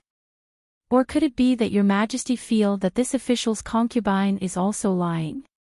If you speak, this Shin will grant you an intact corpse. Fu Xiaoyi coldly said. Yi Mei smiled. Now that she smiled, her appearance was terrifying, like that of a malicious spirit. Yet, she herself did not realize it, and even more coquettishly, she said, "Your Majesty, this business is too bad. What kind of condition is giving an intact corpse? If your Majesty is willing to let me live and think of a way to heal the wound on my face, I can consider telling you everything I know." Fu Xiaoyi did not get angry but laughed instead. "Those who betrayed Jin have never lived. So your Majesty simply destroyed this concubine." Yi Mei said. One heard that at that time Rui Wang Fei was also bitterly in love with His Majesty and pursued endlessly. Unfortunately, His Majesty treated her as cold as ice and afterwards the matter was left unsettled. Now that Fu Xiaoyi knew of Xie Jingxing's identity, he naturally knew of Shen Miao's identity. Mentioning Shen Miao, Fu Xiaoyi's face became even uglier. In his entire life, he was used to grasping everything in his hands. But it was Shen Miao who met with an accident. He thought that he could use Shen Miao's love for him to take over the Shen family, but Shen Miao met with a mishap and he was not able to take over the Shen family, causing him to go in a big circle. Now the Shen family was going against him, giving him a headache. Other than these, Shen Miao gave up on him and turned around to look for a better-looking person. This was practically slapping Fu Xiaoyi's face in front of everyone. Fu Xiaoyi was extremely angry and now that he heard Yi Mei's reminder, it poked at his sore spot.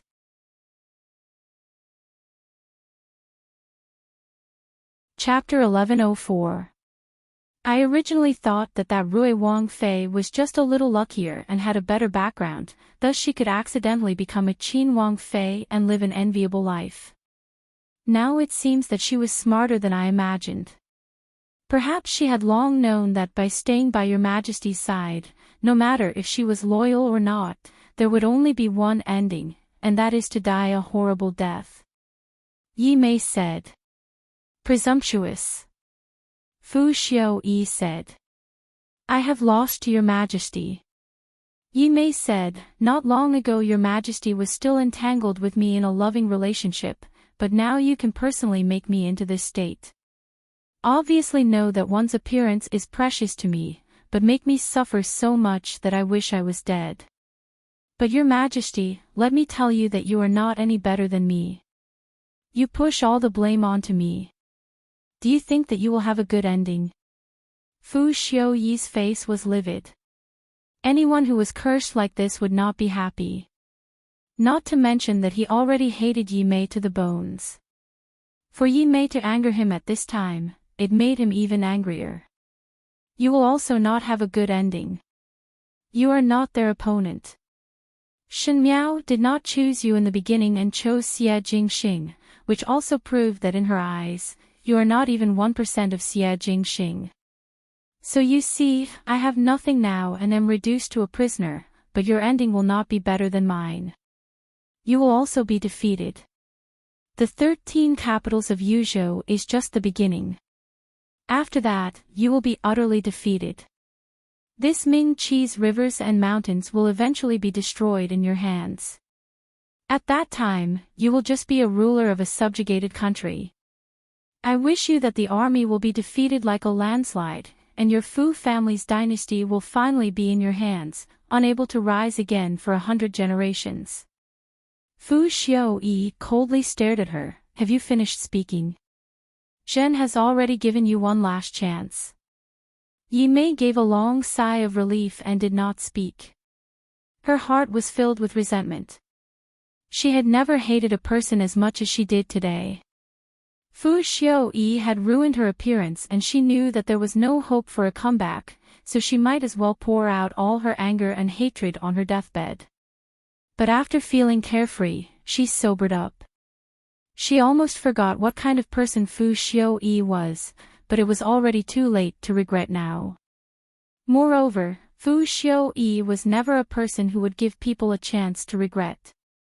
Back then, Pei Lang did not make him lose anything, so he treated him like this. And because of Yi Mei, he lost the 13 capitals of Yuzhou. After hearing Yi Mei's curse, Fu Xiaoyi would definitely not let her die so easily.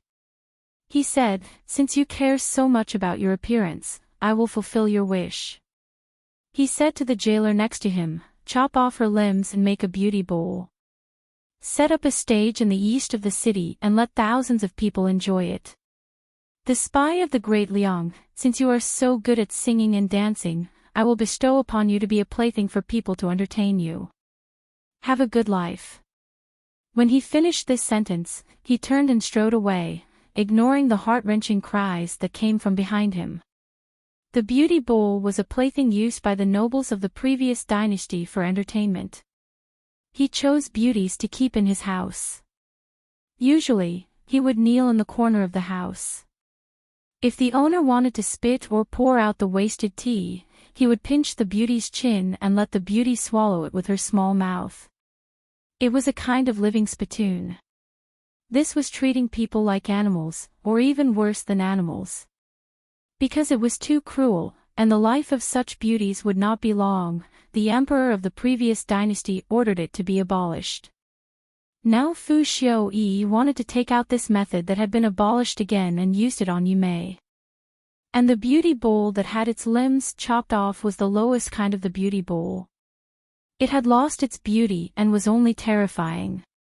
The commoners were afraid of this strange thing and would definitely attack and abuse it.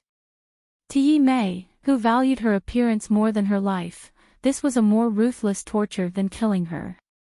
To her, who wholeheartedly wanted to climb up, she was even lower than the commoners that she looked down on, and was not even human. Fu Xiaoyi indeed understood her very well. Chapter 1105. Therefore, when dealing with her, it was like hitting the snake where it hurt, hitting the bull's eye. The once famous Mei Furen, who was respected by everyone in the imperial palace, was gone just like that. Her appearance, abandonment and disappearance were all too fast, leaving behind only her stunning beauty and the reputation of being a spy of the great Liang. But Fu Xiaoyi. Yi Mei's curse continued to come true. Even though he pushed the blame to Yi Mei, the world still looked at him like he was a joke. He had a spy by his side, but even though he was an emperor, he failed to recognize her due to her beauty. In the end, the 13 capitals of Yuzhou were defeated because of her. The reputation of a fatuous ruler had gradually spread among the people. The commoners could not see the process, they only saw the results. Fu Xiaoyi became a complete joke, and what was even worse was that it was as what everyone had expected. Ever since the great Liang obtained the 13 capitals of Yuzhou, the more they fought, the more courageous they became, and frequently won victories. Ming Qi retreated step by step, and it was a tragic sight, as if the previous victory was just an illusion. The strength of the great Liang was so strong that it made one terrified. When it rains, it pours. At this time, the Qin country actually started to walk on the path of self-preservation and seemed to have the intention to admit defeat and surrender to the great Liang. The great Liang's spearhead was now aimed at the Ming Qi country, and Fu Xiaoyi was badly battered every day. It was terrible. The situation of a battle was ever changing. After Great Liang obtained the 13 capitals of Yuzhou, they used the 13 capitals of Yuzhou as a stronghold and started to counterattack. They did not choose to go against the Qin country but to take action against Ming-Qi first. Sure enough, when the Great Liang launched an attack on Ming-Qi, the Qin country started to choose to protect themselves and even sent an envoy over to try to negotiate. They were willing to cede territory and pay compensation. The Qin kingdom was already weak in terms of military strength. After such a long period of war, the Qin kingdom's treasury was empty. The taxes were collected from the people, which caused the people's hearts to be in chaos. The state of Qin realized the severity of the situation. Compared to the destruction of the country, ceding land and paying reparations was nothing. It was obviously not a good thing for the Ming-Qi that the Qin country chose to throw away their responsibilities at this time. But no matter how hard Fu Xiuyi tried, the state of Qin did not care. This naturally included Xie Jingxing's contribution. To paint a picture to the Qin country, to let the Qin emperor think that the Great Liang did not have any extra energy to deal with the Qin country, and only wanted to take down Ming-Qi. Xie Jingxing did it flawlessly. He wanted to destroy them one by one. He had perfected this tactic of sowing discord. The Great Liang's army quickly fought their way to Ming-Qi's Ding capital. Meanwhile, in the Weiyang Palace of Longye, Empress Xianda was letting the palace maids pour wine for the guests. This was a palace banquet, but there were no civil and military officials, no imperial concubines, only Shen Miao, Luo Tan, Emperor Yongle and Empress Xianda. Empress Xianda said, "Let's just treat it as a family banquet. It can also be considered a celebration for Jing Chen from 1,000 li away." Once Xie Jingxing took over the Ding capital, the Ming-Qi would truly be settled. Xie Jingxing naturally would not let go of the Qin country. To cut the grass, one must remove the roots. Once and for all was the best method.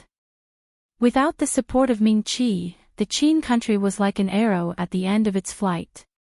Xie Jingxing had dragged the battle for so long, and now that he was exerting his strength, it was all for this moment.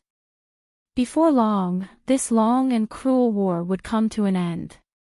At that time, the 4 seas would be at peace and the world would be at peace. Only then would everyone's wish be fulfilled. Youngest Biao's sister, drink this. Luo Tan placed the plum juice in front of Shen Miao and looked at Shen Miao's lower abdomen. The imperial physician said that there will be childbirth in about another 2 months. One do not know if it is a little nephew or niece.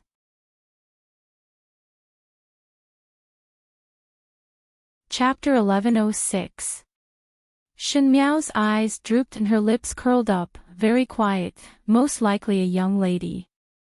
That may not be the case. Empress Xianda smiled. There are also boys who are quiet and young ladies who are mischievous. But when Jingxing returns and found out that he is a father, one do not know what kind of trouble he would cause. Shen Miao thought of the scene at that time and felt a headache. If Xie Jingxing knew that she had hidden it from him for so long, he would definitely throw a tantrum. But one would take one step at a time. Just as she was speaking, Emperor Yongle came in from outside. Shen Miao and Emperor Yongle did not meet much, and most likely Emperor Yongle did not like her as his attitude was not good every time he saw her. But recently, because of the child in her womb, he had eased up a lot. Perhaps it was because of Empress Xianda's persuasion that he would occasionally get some medicine to nourish the body and send it over. Luo Tan was somewhat afraid of Emperor Yongle and immediately sat up. The 4 of them ate at the same table. Luo Tan was somewhat embarrassed. Shen Miao was still all right and Emperor Yongle had a cold expression, but only Empress Xianda was the happiest. She said, "This time Jingxing can be considered to have done a great service. When he returns to the court, he must be properly rewarded. Ben Gong will look at it and give the Qin Wang Fei a title. Their residence of the Qin Wang does not lack anything and it is considered good to have a title. Emperor Yongle paused and said, N. Empress Xianda even asked, do you think it is good? Shen Miao, how could she answer this?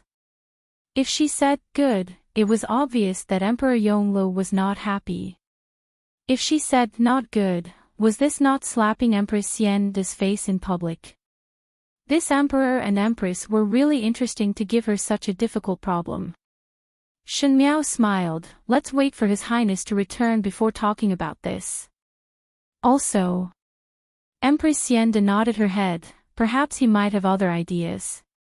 She then looked at Luo Tan, this young lady Luo, when Gao Yang returns, Ben Gong will bestow a marriage with you. Luo Tan almost choked on the pastry in her mouth. If it was others, she would have said it back, but the other party was the Empress, so she could only look at Shen Miao pitifully. Shen Miao held back her laughter and said, Your ladyship, these are not urgent. It is better to wait for Gentleman Gao to return before discussing, in case Gentleman Gao has other ideas. When Luo Tan heard Shen Miao speaking up for her, she was relieved, but after listening to Shen Miao's words, she did not feel good. What kind of words were these? It was as if Gao Yang did not look up to her. She was a young lady that was as beautiful as a flower and the daughter of the Shaochun city's Luo family. Wrong, why was there a need to compare? She didn't have such intentions in the first place. Emperor Yongle looked at Empress Xianda and said in a deep voice, Eat. Empress Xianda rebuked, It's a family banquet. Be more casual. Why are you being so serious? Ever since Xie Jingxing repeatedly sent news of victory, the officials in the court had all settled down and seemed to have seen clearly the young emperor's ambition and means. Even though the Xie family only had these two brothers, they were not easy to deal with. One was good at balancing the court and the commoners, while the other was good at expansion. Because of their reverence for the princess, the imperial court was much quieter. Even the memorials criticizing Emperor Yongle for not having an heir were few and far between. It was rare for Empress Xianda to have such peaceful days, and there were some subtle changes in her relationship with Emperor Yongle. It seemed that the emperor and empress who treated each other with respect had gradually become a pair of ordinary husband and wife. Emperor Yongle was an extremely principled person, and in the past, Empress Xianda would always follow the rules. In this period of time, Empress Xianda would occasionally do some willful actions, and Emperor Yongle also indulged her. Even though he was not sick of it, it was still rare.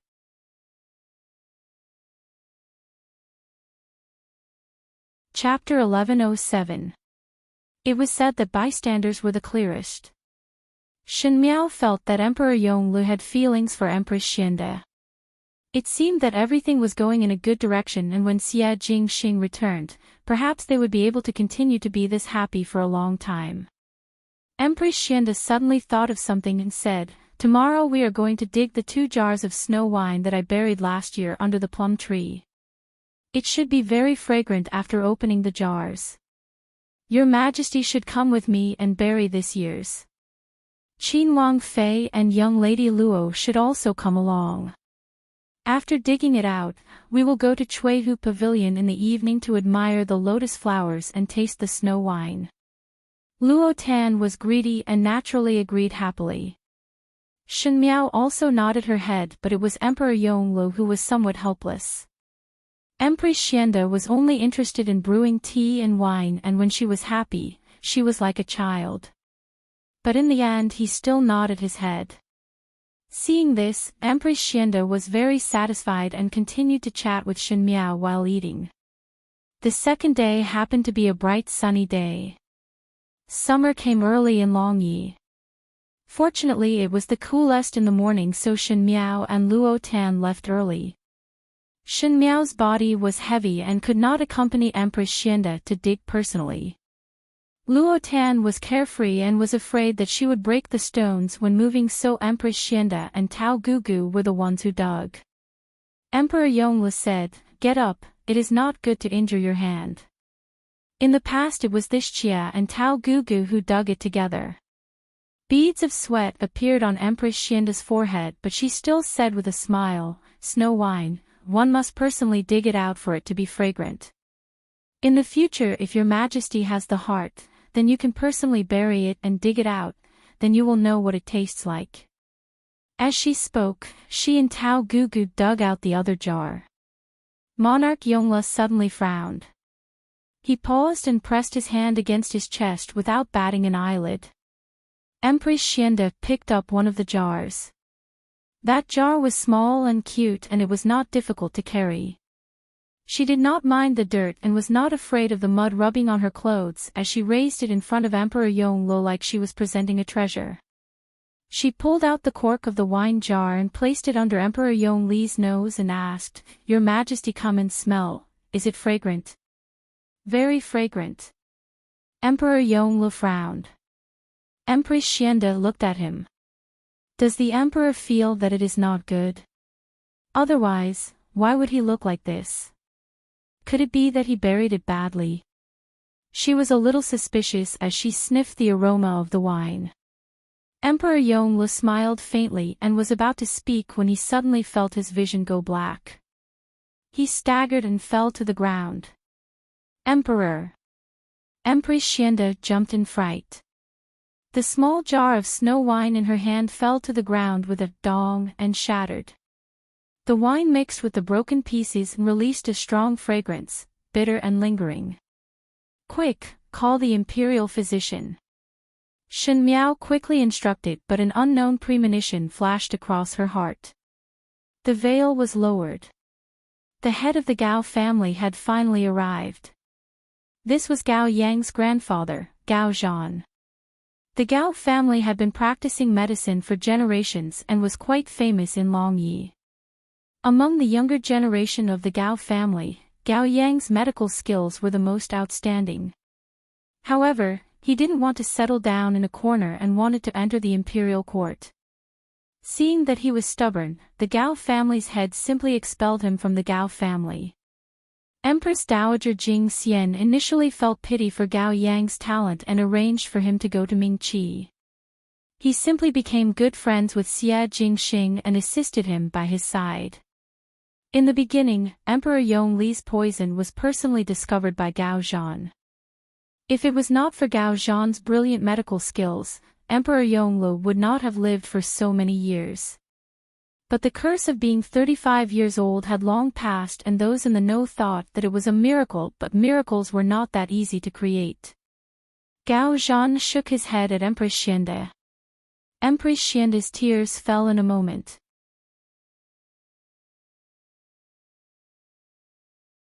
Chapter 1108. Luo Tan did not follow, but Shen Miao was present. Looking at Empress Xianda's tearful appearance, Shen Miao's heart was also very sour. Everyone knew what kind of friendship Empress Xianda had with Emperor Yonglu. And Emperor Yonglu was not a heartless emperor. These two people were introverted but affectionate. Once one was lost, it would be a fatal blow to the other. "Teacher." Empress Xianda held back her sobs and said, "His Majesty. How much longer can he hold on?" Gao Zhan took a look inside, sighed deeply, and said, "At most a month." How could it be? Shen Miao was surprised. His Majesty's illness was accumulated in the early years. In this 1 year, the poison had already invaded his internal organs and he was relying on his willpower to hold on. One think that His Majesty had suffered a lot of pain, but now he is like an arrow at the end of its flight. Gao Zhan said, "This old one has been with His Majesty's illness since young. His Majesty is a tenacious person and carries too many burdens. Even until now, he is still holding on. If your ladyship has the heart, please advise His Majesty that it is too difficult to walk on and now he should not suffer too much." All his life he had been thinking of others and sometimes he had to be selfish for once. He then bowed solemnly to Empress Xianda, "In these days, ask your ladyship to accompany His Majesty well." Gao Zhan left. Shen Miao wanted to console Empress Xianda but did not know how to start. When it came to pain, no amount of consolation from others would be of any use. The knife was not on one's body and one would not feel pain. People always thought that with a few light comforting words, everything would be resolved, but it was not like this. Empress Xianda forced a smile and said, "You go back first." Bengong. Bengong is very well. Shen Miao did not say anything and only told her to take good care of her body before retreating. Returning to the room, she could not help but caress her lower abdomen and opened a sachet on the table. The red bean looked clean and complete. There were so many life and death separations in this world. People who were still laughing a moment ago would fall the next moment. Heaven was too cruel and was not willing to give people good times and good luck. One could only rely on oneself. She would protect her lover and her loved ones. Empress Xianda sat in front of the bed. Emperor Yonglu was already awake. She lowered her head, deep in thought. Her side profile was beautiful and gentle. It was as if time had turned back and everything was as it was in the beginning. "Qingzhen," Emperor Yonglu said. Empress Xianda came back to her senses. She looked at him and said, "Your Majesty is awake. Do you feel uncomfortable anywhere?" "No." Emperor Yonglu shook his head. The two of them were silent for a while before Emperor Yonglu spoke. "Qingzhen, we don't have much time left." Empress Xianda looked at him and didn't speak. "We." He paused and then continued, "This winter, it seems I won't be able to accompany you to bury the snow brew. Although one jar has been broken, there is still another jar. If your Majesty does not mind, let's find a cool day and go to Emerald Lake Pavilion. This concubine is willing to drink with your Majesty." However, the prince consort and the others did not have a share. Chuihu Pavilion summer scenery is very good, and this year's lotuses are blooming very well. Empress Xianda acted as if she did not hear Emperor Yongli's words and continued to speak. "Qingzhen," Emperor Yonglu cut her off, "we cannot accompany you anymore." His face was pale and he was still as handsome as before. However, he did not have the dominance and coldness of an emperor. He was like a noble young master, but he was very thin, haggard, and very sad. Empress Xianda turned her head away. Emperor Yonglu could not see her expression. He only heard her voice that seemed to be separated by a layer of mist. It was hazy, but it made people's hearts ache. She said, "Your Majesty is always very heartless. You are not willing to lie to this concubine, not even a single word. That's right, it is time to wake up from this beautiful dream."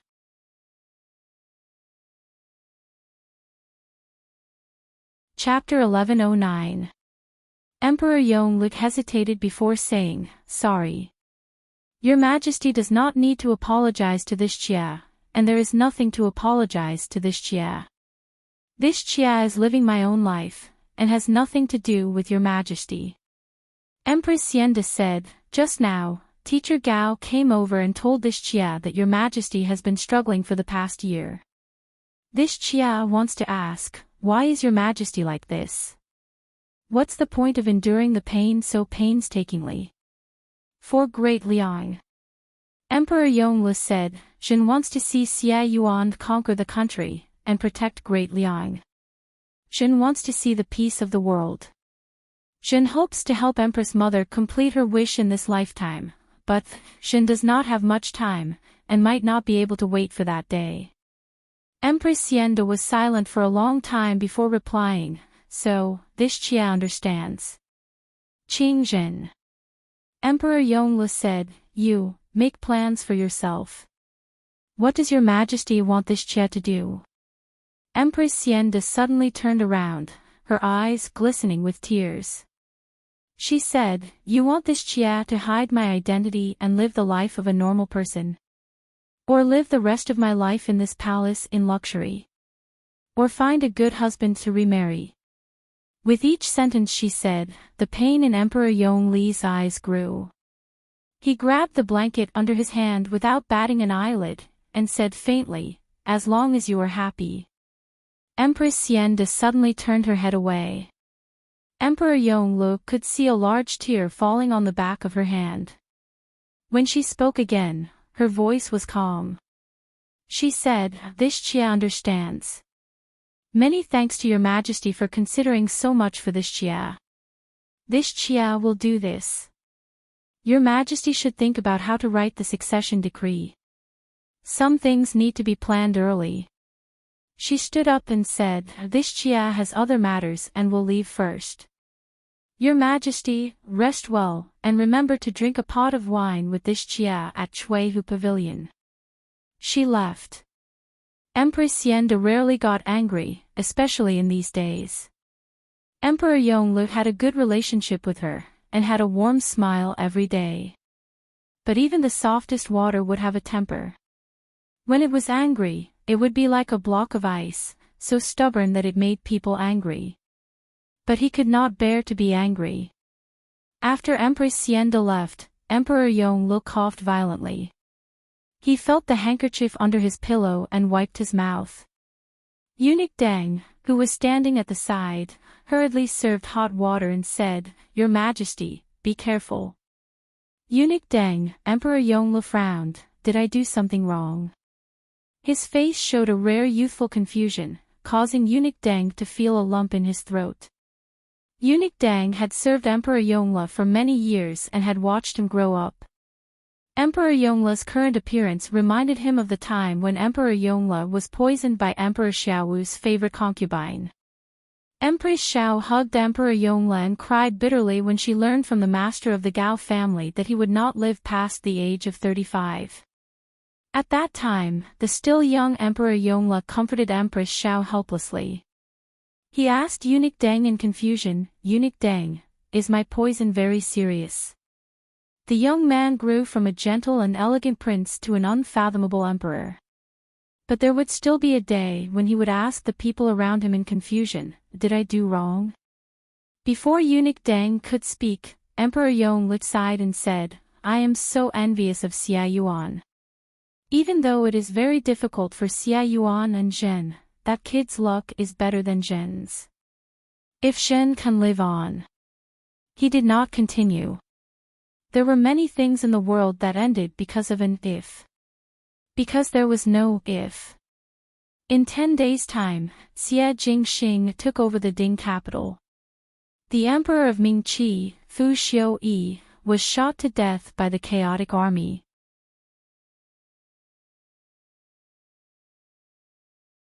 Chapter 11:10. Speaking of it, it was really funny that Fu Xiuyi became the ruler of a subjugated country. He originally said in high spirits that he would live and die together with Ming Qi and would definitely fight with the soldiers until the last moment. As long as the Ding capital was not destroyed, he would still be the emperor of Ming Qi and would not surrender to anyone. But at the last moment, one did not know why he changed his mind and wanted to secretly leave. Perhaps he had the idea of making a comeback one day. However, Fu Xiuyi had calculated everything but did not calculate the human heart. Those advisors of his were able to see the situation of Ming Qi earlier than him. When the advisors knew that Fu Xiuyi made a fake decision to perish together with the enemy but he himself wanted to escape, they suddenly flew into a rage. Speaking of which, Fu Xiuyi was also caught in a cocoon of his own making. His group of advisors were initially roped in by him using gold and silver or using beauties. As the saying goes, a hero does not ask about one's background. Fu Xiuyi thought that he was a person who cherished talents and did not look at the other party's identity, thus there were all sorts of people in his advisors. There were robbers, bandits and even evil people who killed without blinking an eye. These people did not have any good or evil distinction and followed Fu Xiuyi because he was able to provide them with the treasures and women that they wanted so that they could start a great undertaking. Now that the great undertaking had been destroyed, how could Fu Xiuyi still want to run away? Those advisors who were the most courageous and had the most ferocious would think of ways to tie Fu Xiaoyi up on the city walls and personally took a bow and arrow to shoot Fu Xiaoyi to death. Finally they chopped off Fu Xiaoyi's head to claim credit from Xie Jingxing and hoped that he would surrender. Fu Xiaoyi had traversed unhindered for a lifetime and did not think that he would end up like this. Since he was not like a monarch who would perish together with the country, at least he could maintain his integrity. He was also not able to preserve his life and planned to stage a comeback in the second half of his life. Instead he was like a prisoner that was shot to death in front of the Ding capital's commoners by the people that he had spent a lot of money to win over, and even became a token to claim credit from the enemy. The last thing he saw in a daze was a young man sitting on a tall horse at the foot of the city gate tower in front of thousands of soldiers. He held the reins in his hand and looked over lazily. He was as cynical as ever, and his eyes were clearly filled with contempt. But before he could think about it, he couldn't see anything. His great cause, his plans and ambitions, all came to a screeching halt at this moment. He still could not understand. He had clearly become the emperor. He had clearly planned for this entire life. In the end, how could he be defeated by an enemy that he had wanted to eradicate from the very beginning? Perhaps God was unfair, or perhaps he was unlucky. That's why he lost. Downstairs, Xie Jingxing made a tisked sound and said, Fu Xiaoyi really has the ability to scatter people's hearts to this extent. People's hearts won't last long if they are tempted by money. Gao Yang smiled. Let's go. Let's go to the city. Oh yes. Ji Yushu said, Princess Rong Axian and the Su family's people have been rescued.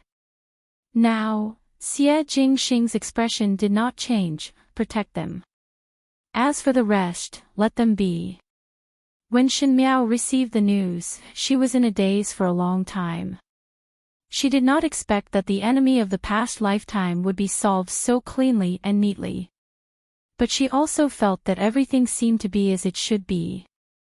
Fu Xiaoyi had reaped what he sowed early, and there would be a day when there would be a harvest. Mei Furan had plotted with a tiger for its skin and would eventually be bitten by the tiger.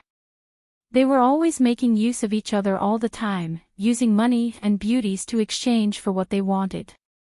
This kind of people's hearts seemed to be omnipotent on the surface but ultimately would not last long. That was why Fu Xiaoyi would be betrayed by his own aides, and that was why Mei Furan would die in the hands of the man who pampered her to the heavens in the past lifetime.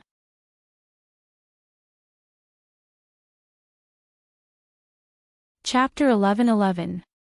Shen Miao thought that after knowing the ending of these two people, she would definitely be happy, but at this moment, there was not much feeling in her heart. It was as if she had only done what she should do and did not take revenge as her responsibility for the rest of her life. Because she looked at her lower abdomen. She still had more important things, and the present.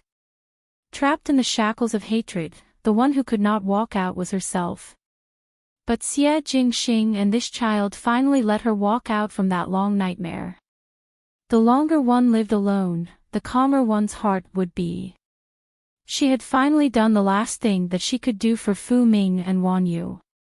She wanted to live well in her current life.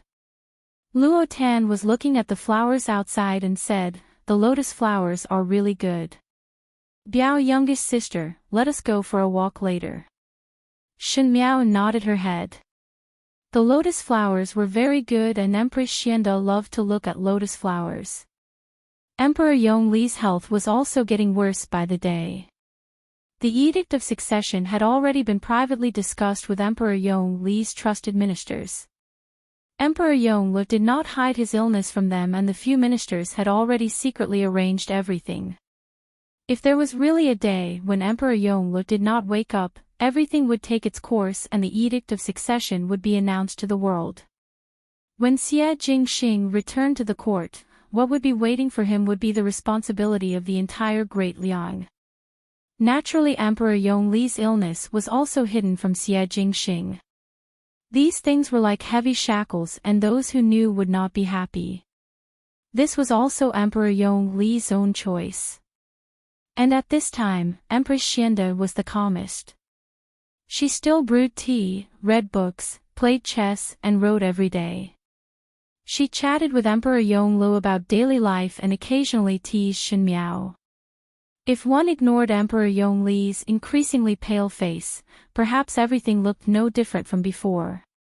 In the Weiyang Palace, Empress Xianda looked outside and said, "It just rained today, and when night falls, it will definitely be very cool. This concubine cannot bear to drink that small jar of snow wine. Let's do it tonight. How about your majesty accompany this concubine to drink it?" Emperor Yongle sat on the chair and glanced at Empress Xianda before laughing. "One jar. Do you want to get drunk?" But his words were very gentle. If one could get drunk and not wake up, who wouldn't want to? Empress Xianda muttered to herself. She then said, "One jar of wine isn't enough to make one drunk. This concubine's alcohol tolerance is very good. When I was young, I often stole wine with my older brother in the mansion to drink." When Emperor Yongle heard this, he showed a rare look of interest and said, "This doesn't seem like something you would do. This is nothing." When Empress Xianda said this, there was some pride in her voice. "Drinking with my brothers, I have never lost." At that time, his father even boasted that he would definitely find an aged wine that could make his concubine drunk with just one sip. He searched for a long time, but to no avail. Later, when I entered the palace, I didn't dare to drink too much, so I didn't drink anymore. One moment it's tea, the next moment it's wine. Emperor Yongle sighed. "Your preferences are very far apart. Drinking tea clears one's mind. Drinking alcohol is indulgence." Empress Xianda smiled. "So tonight, your majesty, don't put on airs and indulge for once." The snow wine was personally brewed by this concubine. Although it can't compare to bejeweled nectar, it can still be compared to moon breeze. "All right," Emperor Yongle said, "I will accompany you for this one time." In the late summer, the night breeze blew gently. The lake was 10 li green, the wind lotuses were slender and elegant. As the breeze blew, green ripples appeared. Long yes, summer was long, and even at the end of the 8th month, there was no chill. In the small pavilion in the middle of the lake, there was a small jar of wine, a few pastries and 2 wine bowls on the table.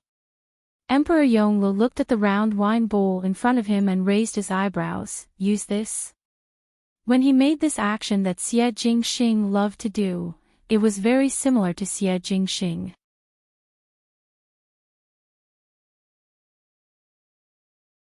Chapter 11-12. If you drink it in small sips, you won't be able to taste the snow brew. Empress Xianda smiled and said, "Only when you drink it in big mouthfuls like this will it be sweet and refreshing. You usually drink like this." Emperor Yongle frowned. "Nonsense. This Xia drinks alone and no one sees. Why do you care so much?" Empress Xianda was unconcerned. She raised a small wine jar and poured wine for Emperor Yongle. Emperor Yongle wanted to say something but stopped. He looked deeply at Empress Xianda and was silent. Empress Xianda brewed snow brew every year, but this was the first time Emperor Yongle drank with her. For so many years, she brewed tea alone and brewed wine alone. Flowers bloomed and wilted, and she lived freely in the palace. She did a good job as empress, but people almost forgot that she was just a woman and would be lonely. Most of the time, she could only taste loneliness alone, as though the wine was slightly bitter. Tao Gugu and Deng Gonggong stood far away, as though they wanted to leave this rare moment for Emperor and Empress. Empress Xianda passed the wine bowl to Emperor Yongle and smiled. "Every time Jingxing comes to the palace banquets, he likes to drink with this bowl. This Xia sees that your majesty seems to be very envious. This Xia does not need to care so much tonight. With only this Xia here, this Xia will not laugh at your majesty's lack of etiquette. What a joke. What is there to be envious of? After Emperor Yongle finished speaking, he picked up the wine bowl and looked at it in a picky manner. However, he still took a sip from the edge of the bowl. Empress Xianda saw this and couldn't help but laugh. She said, "What is your majesty doing? You should learn from this Chia." She picked up the wine bowl and drank with her head raised. Even though it was just a simple action, it was still very elegant and pleasing to the eye when she did it. Emperor Yongle coughed lightly, "Nonsense." But his gaze followed Empress Xianda and was very gentle. Empress Xianda poured another bowl for herself and said with a smile, "When I was little, I followed my father to read history books. I was very envious of those great heroes who were down and out in the world. They were handsome and heroic, eating meat and drinking wine in big mouthfuls. They were at the edge of the world. I felt that this kind of life was not a waste to live in this world. I thought that in the future, I would definitely marry such a great hero. I would make tea for him in the day and drink with him in the night." As she said this, her eyes shone brightly. It was as if she had returned to the time when she was a young girl, asking for wine from her elder brother. "What happened next?" Emperor Yongle asked. Later on, this concubine married the emperor. The emperor refused to eat meat and drink wine in large mouthfuls. He really couldn't be considered to be unrestrained, nor was he coarse. On the contrary, he was very cold. This concubine regretted it. Emperor Yongle narrowed his eyes as he looked at her. Her cheeks gradually turned red. He didn't know if she was drunk or not.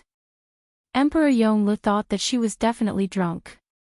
When Empress Xianda was sober, she would not say such childish words to criticize him. He said, "Didn't you say you could hold your liquor well? Why are you acting like a drunkard in front of me?" "I'm not drunk." Empress Xianda said, "I do want to get drunk, but after so many years, I have no choice but to stay sober." Emperor Yongle couldn't smile anymore. It was really this concubine's bad luck to be married to the emperor. Everything was fine, but I had to share my husband with countless women. Even those big families have concubines, the main wife at least has a child. This concubine doesn't even have a child of her own. This marriage isn't good. Empress Xianda smiled and said, "That's why this concubine is very envious of the Qin Wang Fei. The Qin Wang Fei doesn't have an easy life and has many things to worry about. But she is luckier than this concubine. She still has a choice. Jing Xing treats her very well. Jing Xing isn't as cruel as the emperor."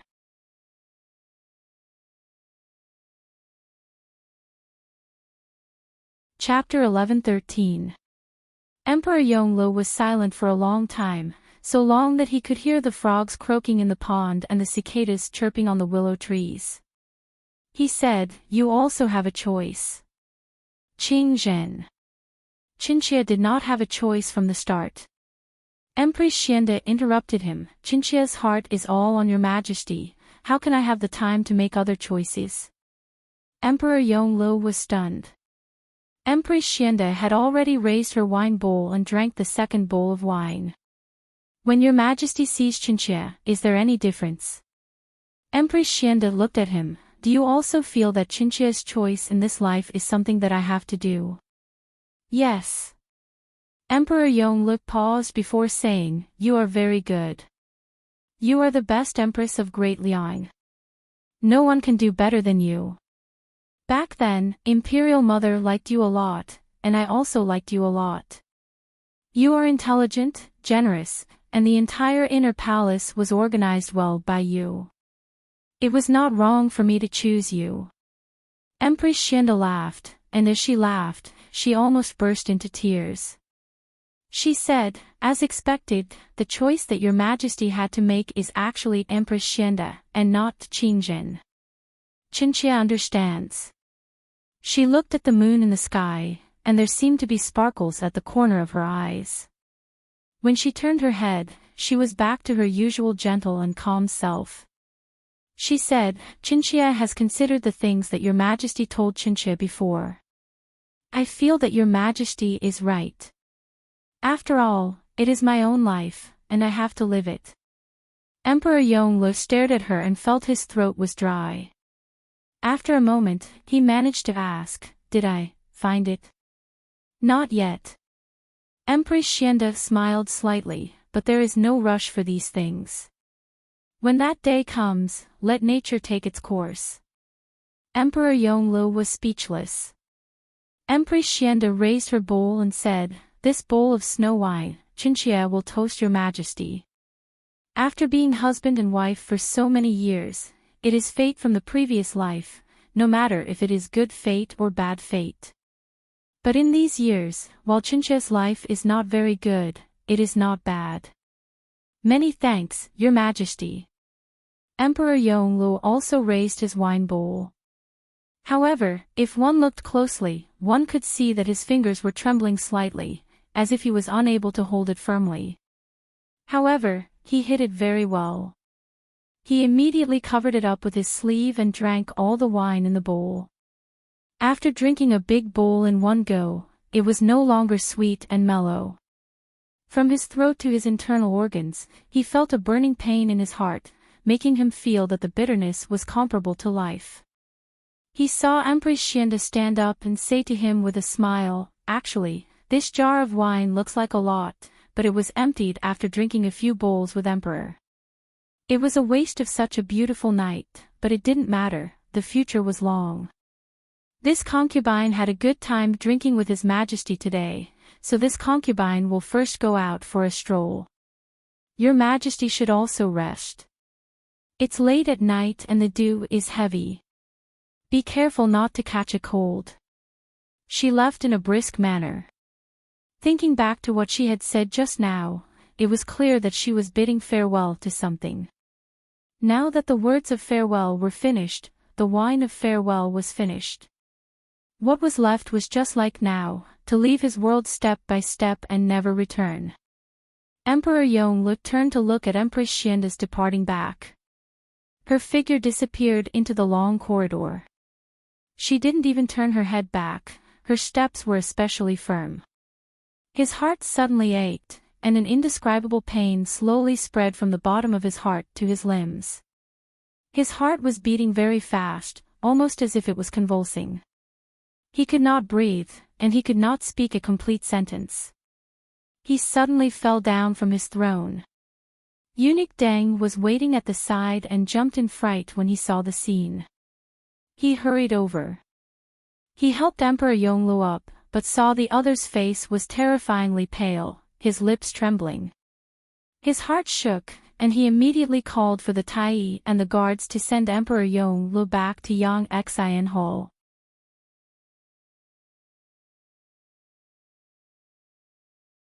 Chapter 11-14. Empress Xianda walked in the night. As the wind blew, the wine she drank seemed to be forced to spill out. The temporary dizziness disappeared in an instant, and she became awake again. She held on to the railing by the pond and sighed tiredly. She knew that the words she said today were in a fit of pique. But she was extremely afraid of how long Emperor Yongle had left to live. She wanted to avoid that result. She didn't want to see, she didn't want to hear, she stubbornly blocked her ears. But Emperor Yongle always brought it up and made her face things she didn't want to face. Even dirt had some of its nature, let alone a person. Aunt Tao said, Nyang Nyang, it's cold outside, let's go back first. Empress Xianda shook her head. She wore a string of prayer beads on her wrist.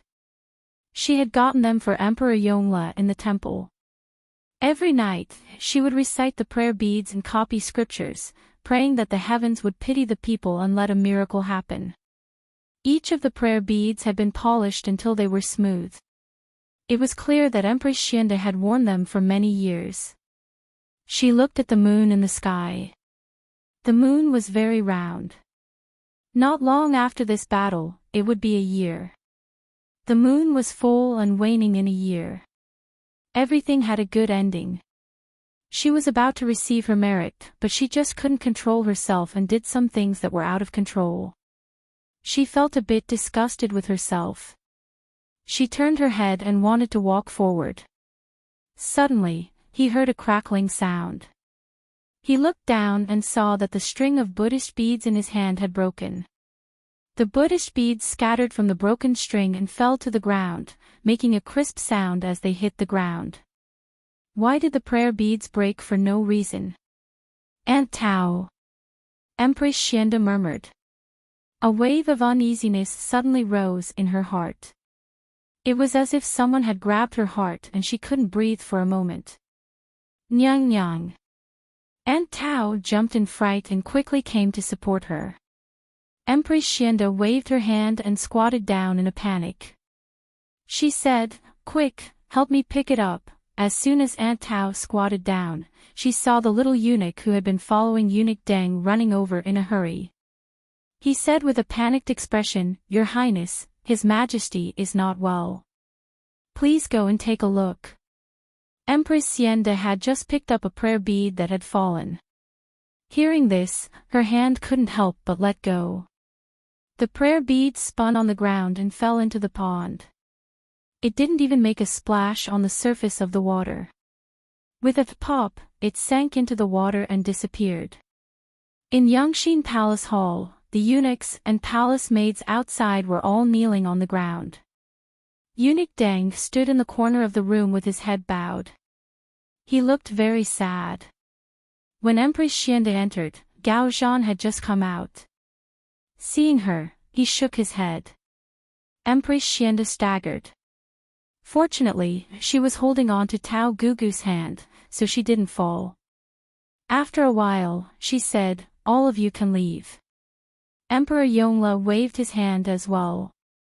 Everyone in the room retreated. Empress Xianda stepped forward. She walked very slowly, as if she was resisting an ending that she didn't want to believe. But she had to go forward. When she walked in, she half knelt in front of the bed and looked at the person on the bed. Emperor Yongle also looked at her. After a while, he smiled and said, "That's good. Before I leave, I finally drank the snow wine you brewed." Xingji. Empress Xianda looked at him with tears in her eyes. She said, "Xingji, Emperor Yongle's character, not, Your Majesty." That was when she was still a young girl. Empress Xiao liked her and said Xia Qi's character to her. Empress Xianda liked Xia Qi's character and felt that this person was very upright.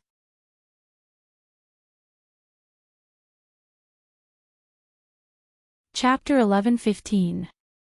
Even though in the long years, he had caused her irreparable harm, but Empress Xianda's heart still could not leave him. Was life fated to have such a fate? This fate did not come perfectly, it could even be called a predestined fate. When this predestined fate was about to end, she stubbornly refused to let go. Like a moth flying into a flame, until the last moment, she would never let go. "Qing Zhen, I cannot accompany you anymore." Emperor Yongle said apologetically, "When you married me, I thought you would be protected. In reality, after so many years, you have not received anything." He spoke very slowly. After every sentence, he had to rest for a while. It seemed to be very tiring. Empress Xianda said, "Don't say any more." The two of them, ever since they became empresses, one called himself Jin and the other Qin Xia. Only when their lives were about to reach the end, when they would not be able to meet again, did they use "you and I" to address each other as if they were a normal couple. He said, "Go live your own life. You are so good, you will definitely be happy in the future. Marry someone else, don't choose a selfish husband like me. Find someone who loves you." Empress Xianda sobbed. She suddenly felt her hand being grabbed. She saw Emperor Yongli's bright eyes staring at her. He gritted his teeth and said, "But I am not willing. I do not want. I am very selfish. You are my woman, I do not want you to marry someone else." Empress Xianda stilled. This year, I have worked hard to live, hoping to live a few more days. Actually, it is not because I want to see Xia Yuan rule the world. The dust has settled, there is nothing I cannot let go of, I am just reluctant. He struggled to breathe. I am reluctant to part with you. Even if I have to be husband and wife with you for half a day, one more moment is good. When I first saw you and you were summoned to the palace, it was not Mother's idea. It was me from the start. I told Mother that I thought you were good. After so many years, you thought I was satisfied with Empress Xianda. Actually, it was not. I said anyone could be the Empress as long as they could do it well. Actually, it was not like that. It was you from the start. Those words were all lies. Empress Xianda covered her mouth and said, "Why didn't you say so earlier?" Emperor Yongli's face turned even paler. His voice was so low that it was almost inaudible. He said, "It is a pity that my fate is not good and I have implicated you for life." He reached out as if wanting to help Empress Xianda wipe away the tears on her face. But halfway through the action, his hand drooped down powerlessly. His eyes closed. Empress Xianda covered her mouth, burying herself in the bedding and crying bitterly. She cried her heart out, but no one outside could hear her. She buried her voice in the thick bedding, wishing that she could bury herself in it as well. From now on, she would not hear, see, blame, or think. The incense in the copper stove rose in spirals and dispersed in the air. There were only suppressed sobs in the room. The moon outside the window was bright and gentle, so full that it didn't seem real. A moment later, Empress Xianda stood up. She gently tucked the blanket over Emperor Yonglu and kissed his lips. She tidied her hair in front of the mirror, wiped away her tears, and slowly opened the door. A room full of eunuchs and palace maids were kneeling outside. Eunuch Deng bowed and came forward. Empress Xianda said calmly, "His Majesty has passed away." Eunuch Deng was startled and then knelt down solemnly. He placed the horsetail whisk in front of him and kowtowed a few times. When the eunuchs and palace maids outside saw this, they also knelt down and kowtowed. Their voices were sorrowful and resounded in the 9 palaces.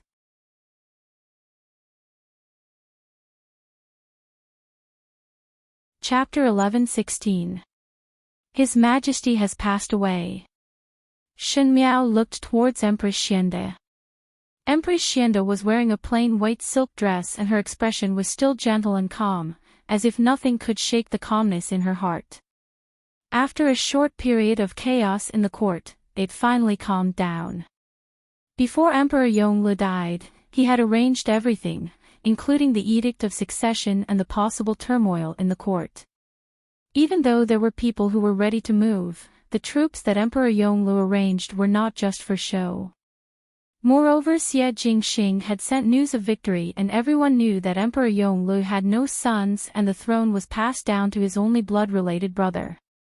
This was a fact that had long been decided. It was not that there were no doubts, but the doubts would eventually fade away. Xie Jingxing's performance of bravery and Emperor Yongli's thorough arrangements made the court impregnable, and at this time, there was no chaos. Perhaps they knew that once Prince Rui returned, he would not only bring back victory but also the territories of Ming Qi and Qin. This chaotic world would be completely unified and the throne would not be that important. It was better to be well-behaved and wait for the new emperor to return in triumph and ascend the throne, then they would be able to get a share of the credit. There were only benefits in the previous court, but what about the inner palace? The females in the inner palace lost the monarch that they relied on to survive and naturally were at a loss. Some were seeking death, but most of them were planning for the rest of their lives. Among the concubines in Emperor Yongli's inner palace, most of them were the daughters of the court officials and there were almost none that he took the initiative to bring in. Moreover, Emperor Yonglu was born cold and other than doting on Lu Jing, he did not have any lust for females. Thus there was no lingering love between him and those concubines. After Emperor Yongle passed away, these women took the initiative to ask their families for help, hoping to find a better way out for the rest of their lives. Empress Xianda calmly handled everything and held a national funeral before entering the imperial tomb. There was no request for anyone to be buried with him, and Emperor Yongle had instructed Deng Gonggong about his funeral matters, and everything was done according to his wishes. Shen Miao came to visit Empress Xianda at night. Ever since Emperor Yongle entered the imperial tomb, she was exceptionally calm. Today was the Mid-Autumn Festival and the full moon was in the sky, but she was in the Weiyang Palace listening to the servant playing the zither. Shen Miao let the palace maid who was playing the zither leave. Empress Xianda then saw her and seemed to be extremely tired. She smiled again and said, "You have come. The weather is getting cold and your ladyship needs to wear more clothes. If one wants to listen to the zither, then heat up the small stove to prevent one from catching a cold," Shen Miao said. Empress Xianda smiled disapprovingly. She pointed at the mooncakes on the table and said, "The imperial kitchen made them. Ben Gong had wanted to have someone deliver them to you, but then I thought that they had already been delivered, so I didn't bother."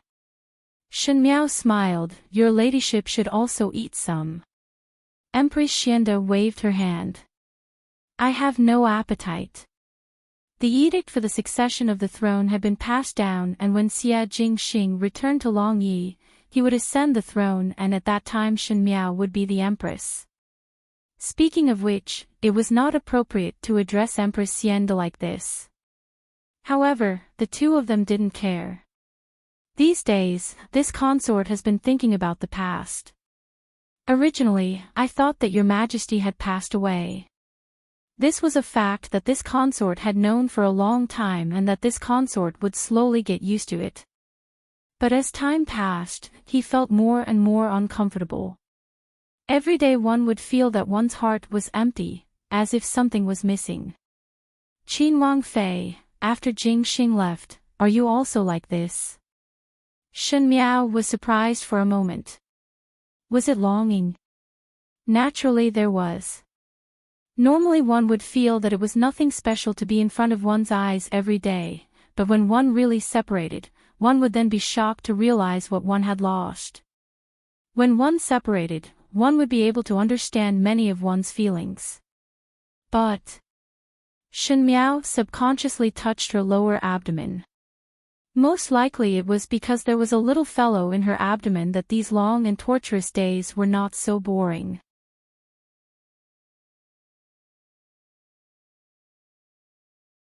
Chapter 11-17. Most likely you and Ben Gong are different. Empress Xianda did not wait for Shen Miao to reply and continued, "In the past His Majesty did not know who you are and inquired about your matters. Ben Gong listened and knew that you are a person with ideas. You dealt with the imperial family of Ming Qi and protect the Shen family. From the beginning, you most likely had your own ideas. As for meeting Jingxing and marrying him, it was all coincidental and let nature take its course. If you did not meet Jingxing, you can also live your own life because your initial goal was not to become someone's wife. But Ben Gong is different." She looked at the ruby on her long armor and said, "Ben Gong's family is rich and stable, and there is no spearhead in the disputes with the court and was born without worries." When Ben Gong met the emperor, Ben Gong felt that the most important thing in life was to become his wife and accompany him for a lifetime. She propped her head on her elbow and spoke slowly, as if she was going to fall asleep in the next moment, but she was still talking. Perhaps it was because Ben Gong's first half of life was too worry-free that one did not know that becoming a person's wife was such a difficult matter. Shen Miao did not speak. Empress Xianda was too bitter. These days she did not speak anything, but Shen Miao understood that kind of feeling. This was because talking wouldn't change anything. But sometimes, it was good to be able to say it. Now that Empress Xianda was willing to speak it out, at least it was better than keeping it in her heart. After the emperor left, Ben Gong did not know what to do. The females in the inner palace were also dismissed. This palace was originally noisy and annoying, but now it was deserted, making one feel strangely lonely. Ben Gong thought that it would be better if one did not meet the emperor in the beginning. One would rather be like you, to fight against the imperial family and protect the Shin family carefully. It would be better than this destined sad ending. Her words were too sad and too desperate. Shen Miao comforted her, this official's wife is also the same. In fact, no one's entire life is always peaceful and smooth. Ever since this official's wife was born, other than the concern of parents and older brothers, there was not a moment when the heavens bestowed a good life. This official's wife never dared to hope for these, so one can only believe in oneself for everything. Meeting your highness is this official's wife's good fortune, but if not for your highness, this official's wife's path would have been even more difficult. Pausing, she continued, it is the same for the Empress. Even if the emperor leaves first, the Empress should think of herself and live for herself. No matter how hard the road is, keep walking. This is what the emperor wants to see. Empress Xianda was silent for a long time, so long that Shen Miao thought that she did not hear her words at all before she heard her say, Qin Wang Fei, thank you. I understand what you're saying. It's just that this is too difficult, too difficult. That night, Shen Miao and Empress Xianda sat for a long time. They didn't say much, but it felt like they had said a lot. After Shen Miao left, Empress Xianda sat alone in the palace for a long time. Empress Xianda didn't get up until Tao Gugu came to urge her to go to bed and rest. Aunt Tao didn't leave until she saw her freshen up and go to bed. After closing the door, the person on the bed sat up again. She lit the lamp and rummaged through the cabinets to find clothes. It was not the Empress court robes, but a moon-white plain dress. She loved such simple and refreshing colors, but after becoming the Empress, she could no longer wear such styles. If it was not exquisite and grand, she would not be able to suppress the other concubines. She looked calm and composed, but in fact she was an introverted young lady who did not like to speak. She wore a simple dress and sat in front of the mirror. Lightly brushing her eyebrows and lightly applying rouge, she looked extremely pretty.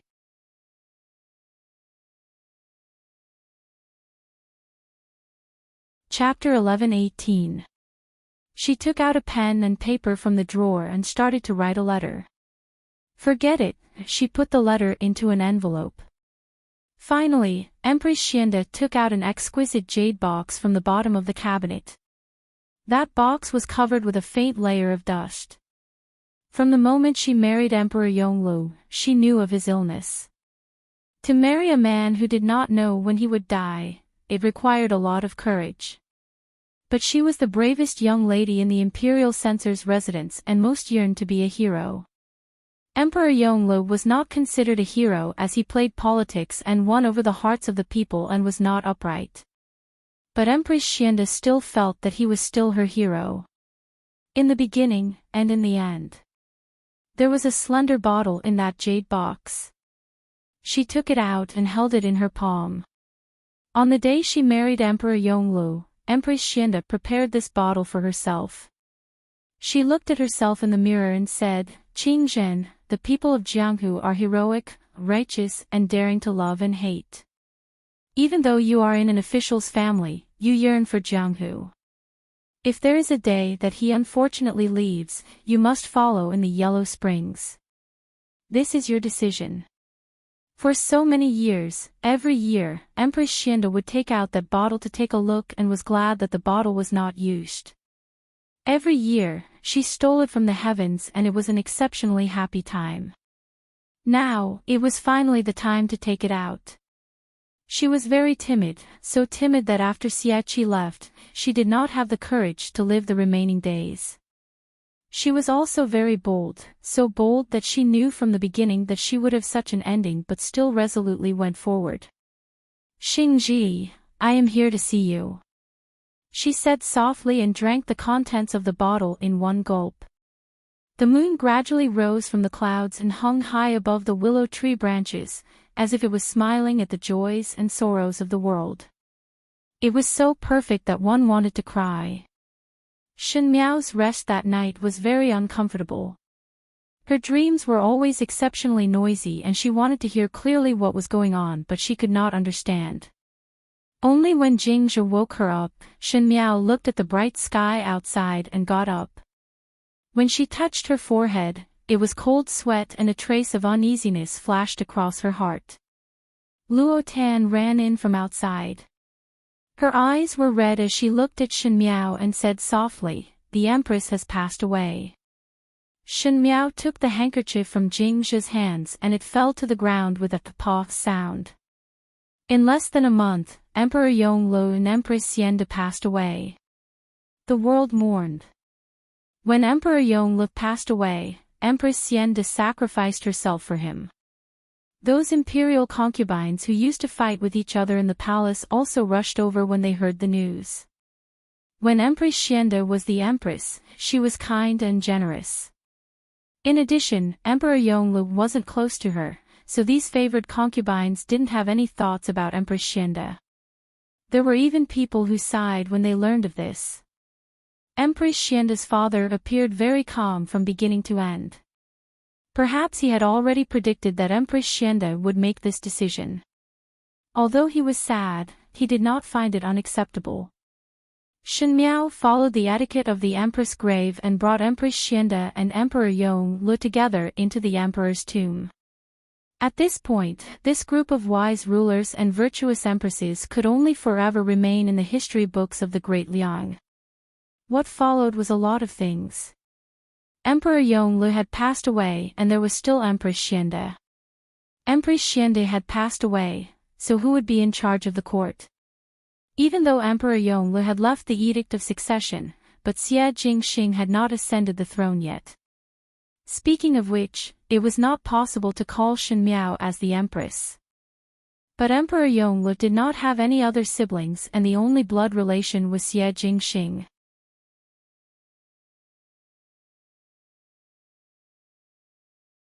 Chapter 11-19. No imperial court was completely stable, especially when there was no leader. The court that had started to calm down started to stir again. There were always some restless officials who would try to do something. They had ambition but no guts, but they were not willing to let go of this opportunity. Shen Miao asked Deng Gonggong, "Is the previous court quarreling very badly now?" Deng Gonggong said, "Exactly. Currently the previous court wants to elect a person to temporarily supervise the court and wait for His Highness Prince of First Rank to return to Longyi before making further plans." Presumptuous. Shen Miao's lips twitched, really want to steal the country. Deng Gonggong kept quiet. He did not know why, but he always felt that this young Prince Rui's consort had an indescribable temperament. This temperament was very similar to the original Empress Xiande, but it was even sharper than Empress Xiande. Usually she looked gentle and easy to talk to and would not delve deeply into anything, but once her face turned cold, it would make others feel intimidated. It was very similar to Prince Rui, Xie Yuan's feeling. But before Emperor Yongle left, he had instructed Deng Gonggong to wait for Xie Jingxing to return and assist him. Deng Gonggong had lived in the palace of Longyi since young and could help with many things. Now that Xie Jingxing had not returned, Deng Gonggong naturally could not be careless with Shen Miao's instructions. "Deng Gonggong, tidy up. I will go to the previous court," she said. Deng Gonggong was surprised for a moment, for the court is in chaos and at this critical juncture, if bad news were to spread, it would be inevitable that the people of Longyi would panic and chaos would cause trouble. "It is better for me to be the bad guy first and it does not matter what others think. One must first pacify the restless hearts of the people." But Deng Gonggong looked at Shen Miao's lower abdomen and said, "You are still pregnant. It is because of this child that the previous court can be kept in check." Shen Miao smiled gently. With the blood of the imperial family, even if they want to do anything, they would have to worry about their reputation. Even though I am a Ming Qi person and they would definitely make an issue out of this, but the child in my stomach has the blood of the imperial family and no matter what they would not dare to be disrespectful to me. Eunuch Deng thought for a while and said, this can indeed calm things down temporarily, but in this way, Princess your pregnancy can't be hidden anymore. I originally hid it because I didn't want your highness to be distracted on the battlefield. Now that the war is nearing its end, the dust has settled, and victory is right in front of us, there is no need to hide anything. She looked at Eunuch Deng, who was still frowning, and said with a smile, you are afraid that the palace is not peaceful and someone wants to harm me. Eunuch Deng hurriedly folded his sleeves and said, I will definitely protect the safety of Princess Consort and the little heir. Shen Miao nodded her head, thanks for the trouble. After Deng Gonggong withdrew, Shen Miao then gave a sigh of relief and sat on the chair, looking at the fallen leaves outside the window. Empress Xiande had left in too much of a hurry, and many of the problems she left behind became apparent. The palace that was so big and lively in the spring was now deserted. It actually gave off a feeling of desolation. However, she knew that the matter was far from over.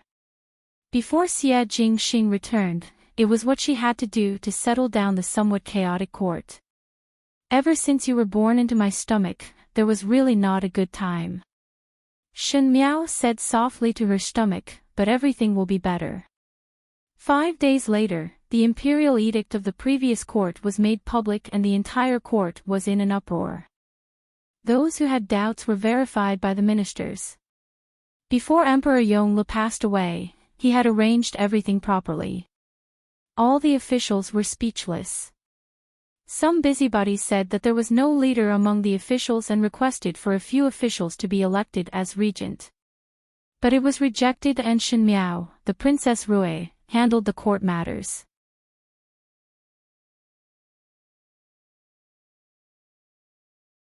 Chapter 1120. In a short period of time, memorials were spread everywhere and rumors flew everywhere. Everyone said that Shen Miao was a Ming Qi's person and was clearly a spy sent by Ming Qi. Now that there was no one in court, she wanted to usurp power with wild ambitions. This rumor spread very quickly and also subsided very quickly because Shen Miao appeared in the court with a big belly. And Deng Gonggong, Tao Gugu, and the rest also proved that Empress Xiande brought Shen Miao into the palace because she wanted to protect this only imperial bloodline. With this child, there would be nothing to do in name. In addition, on the day that Shen Miao came out, her methods were thunderous and the checks and balances were subtle, ruthlessly dealing with those troublemakers. She balanced kindness and power, which made others have a feeling that if something were to happen at this time, when Xie Jingxing returns, one fear that there would not be a good result to eat. Half of it was because of the fear of Shen Miao and the other half was because of the fear of Xie Jingxing. This storm quickly subsided. But Shen Miao did not have a leisurely time. She had to do what she said. Since she had taken up the responsibility, she couldn't just say it casually. These days she had been looking at memorials. After Emperor Yongle passed away, many memorials were accumulated and with the addition of Empress Xiande's death, the memorials piled up even higher. She looked through the memorials one by one and sometimes it would be late at night. Jingzhe and the rest felt sorry for her but could not persuade her no matter what, so they could only accompany her. Luo Tan was dozing off as she asked, Biao youngest sister, why do you need to look at it yourself? If you do not trust those people, you can always trust the trusted aides of the late emperor. Is it not good to hand all these memorials to them and let them look at it? Why do it personally? You are still pregnant with a child in your stomach. Shen Miao shook her head, people's hearts are fickle and power cannot be given out randomly. I am not a Long Yi person and in a short period of time, one cannot see through a person's heart. One cannot predict if there will be any changes in the future, so it is better to look at these things yourself. Once something goes wrong, it is not easy to make up for it. Perhaps Emperor Yongle originally had trusted aides, but after Emperor Yongli's death and Empress Xiande's death, no one could predict if these people would have other thoughts. If this was Ming Qi, Shen Miao would have an understanding of these people and naturally it would not be a problem. But this was Long Yi and she had not been in Long Yi for a long time, not to mention that in such a short period of time, she was able to completely understand a person's character. In the end, it was because there was no one here that he could trust. Eunuch Deng, who was serving at the side, nodded approvingly. Eunuch Deng inevitably doubted Shen Miao's words. If she just said it casually, wouldn't it be a slap in the face of the royal family in front of so many courtiers? Females would always be more delicate. The things that Empress Xiande could do was because Empress Xiande was the empress, but Shen Miao had never done these things before. Like a man, reading reports till late at night and worrying about the livelihood of the world, to her, it was too much of a stretch. Fortunately, Shen Miao did a good job. Her handling of some matters could even be said to be perfect. Even though Eunuch Deng did not understand the court matters, he was most proficient in observing one's words and body language. Those courtiers initially opposed to and suspected, but recently they had eased up. That meant that Shen Miao did not do too badly, else these people who were nitpicking from the start would not have not found any mistakes until now. Eunuch Deng was somewhat gratified. If Shen Miao was such a person, then she would not be inferior to Emperor Xiande. Perhaps the Great Liang's country would really be like what Empress Dowager Jing Xian hoped for, lasting for hundreds of generations and evergreen. This is too hard. Luo Tan said, but yesterday I heard them discussing after court that your luck is quite good and the few decisions you made were very perfect. TSK, Luo Tan disdainfully said, how is it luck? It is clearly true ability. Biao youngest sister, how can you know everything? You can even read these messy reports in the palace, what else do you not know?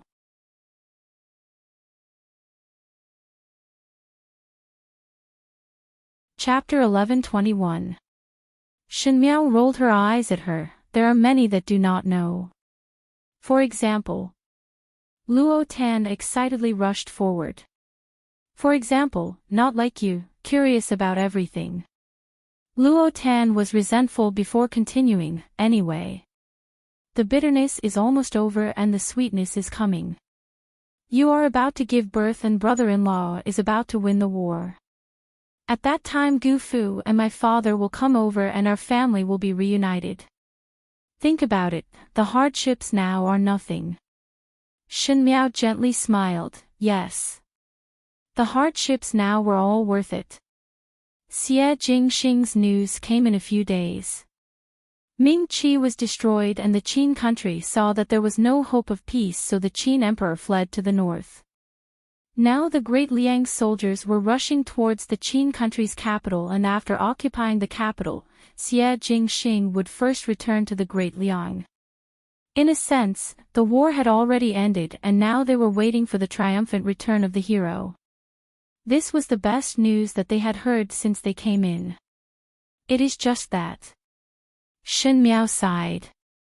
Xie Jingxing thought that he already knew about the matter of Emperor Yongluo and Empress Xiande. When he returned to the Great Liang and went to the imperial tomb to attend the funeral, one did not know what kind of feeling he would have. The last person in this world who was related to him by blood had left. From now on, he was truly alone. But he was not considered to be alone, as at least there was still Shen Miao and the child. Tao Gugu smiled. It is estimated that the Qin Wang Fei will give birth on the first day of the next month. There are still more than 10 days, so everyone must pay attention in these few days. Luo Tan rubbed her fists. I am really too happy. It is just that one do not know if it is a little niece or nephew. It makes one's heart curious. I guess it is a little niece since she is so obedient and does not make a fuss. That is not necessarily so. Tao Gugu said, the Qin Wang Fei's stomach is sharp and it might be a little air. Shen Miao smiled as she listened to their guesses, but her heart had never felt so secure before. After giving birth to the child and waiting for Xie Jingxing to return, perhaps this year's hardships and chaos would come to an end. In the future, there would finally be good times. However, in this world, there was no such thing as perfection. Even if it was a good ending, there would definitely be 18 twists and turns in the middle. There would be endless difficulties and obstacles, and in the end, there would be some big trouble that would add to the mess. It was as if this was the only way to show the preciousness of a good ending and the difficulty of happiness. As for Shen Miao, when she thought that she would be able to walk unimpeded to a happy ending, she met with such a big trouble. It was an autumn day, the sky was clear, the air was clear, and the wind was gentle. It was a rare good weather. Shen Miao sat at the side of the courtyard and it was rare for her to finish reading the booklet early. One did not know where Luo Tan went to find a kite, but her childlike innocence had not diminished and was happily playing with the female officials in the palace. Shen Miao was infected by her laughter and could not help but reveal a smile. She saw eunuch Deng walk in quickly from the outside with a rare solemn expression. When he saw Shen Miao, he indicated for her to walk into the inner hall. Shen Miao saw that he seemed to have something important to say and was supported by Jingzhi to the inner hall. As soon as they arrived at the inner hall, eunuch Deng said, "Princess, bad news. The remnants of the Lu family have attacked the city." Remnants of the Lu family. Shen Miao frowned. Everyone from the Lu family. Weren't they all eradicated in Ruyang? Among the remnants of the Lu family, second young lady Lu's husband is a military official and kept a private army. At that time they were not in Longyi but in the outskirts of Longyi, pretending to be ordinary people. These people have dealings with the Yi family. At the beginning when the Yi family was in trouble, Yi Mao had given these people a huge sum of money. Now that these people have horses and carriages ready, they have already planned to attack the city and are currently fighting with the city guards. Eunuch Deng said.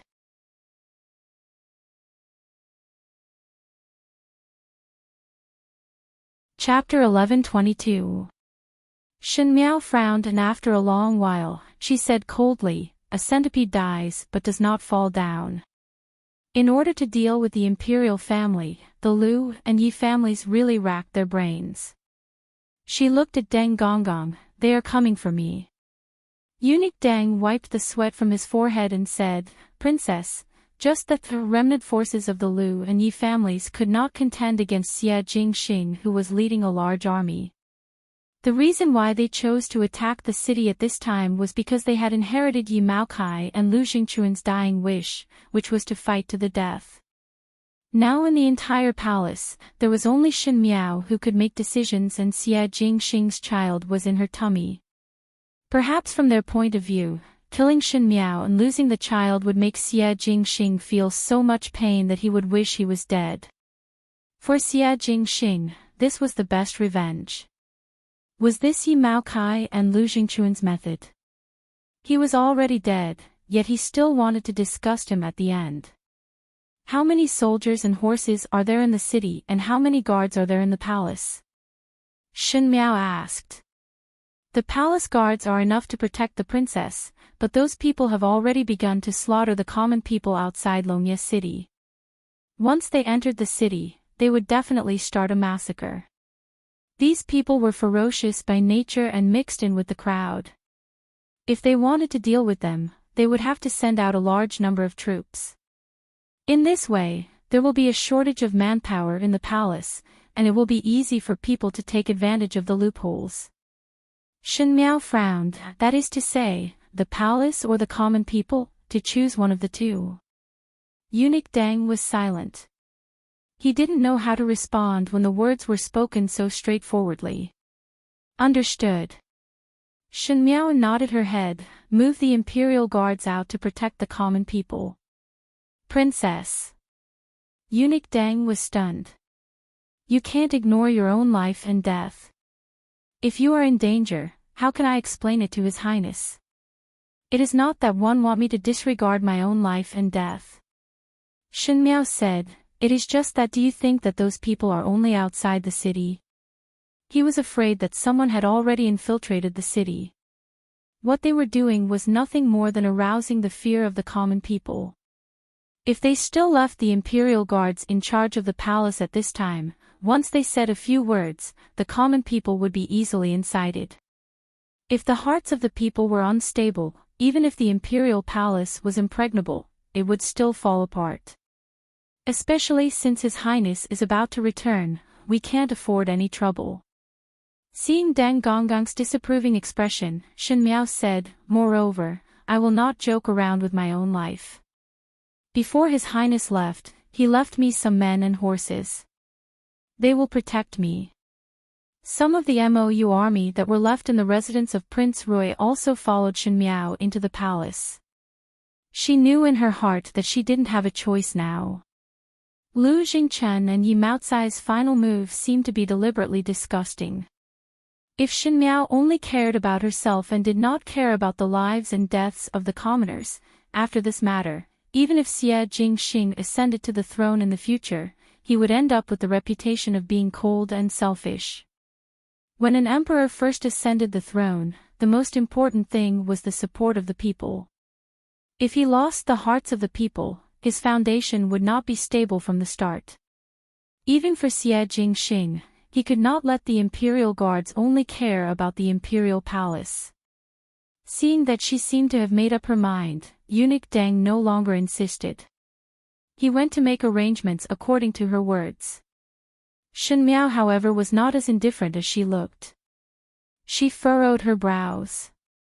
If it was in the past, it would have been fine, but it just had to be at this juncture, when she was about to give birth. Perhaps the remaining rebels had taken advantage of this opportunity. No matter what, she must protect the child in her stomach.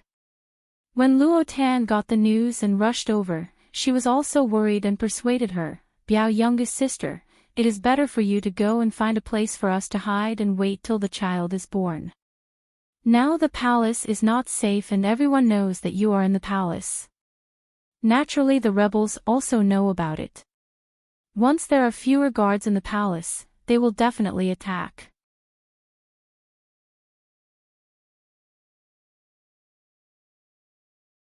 Chapter 11:23. Shen Miao shook her head. "If I were to leave, one fear that on the second day, those people would say that I escaped for my life. This imperial palace is like a battlefield. I will retreat first.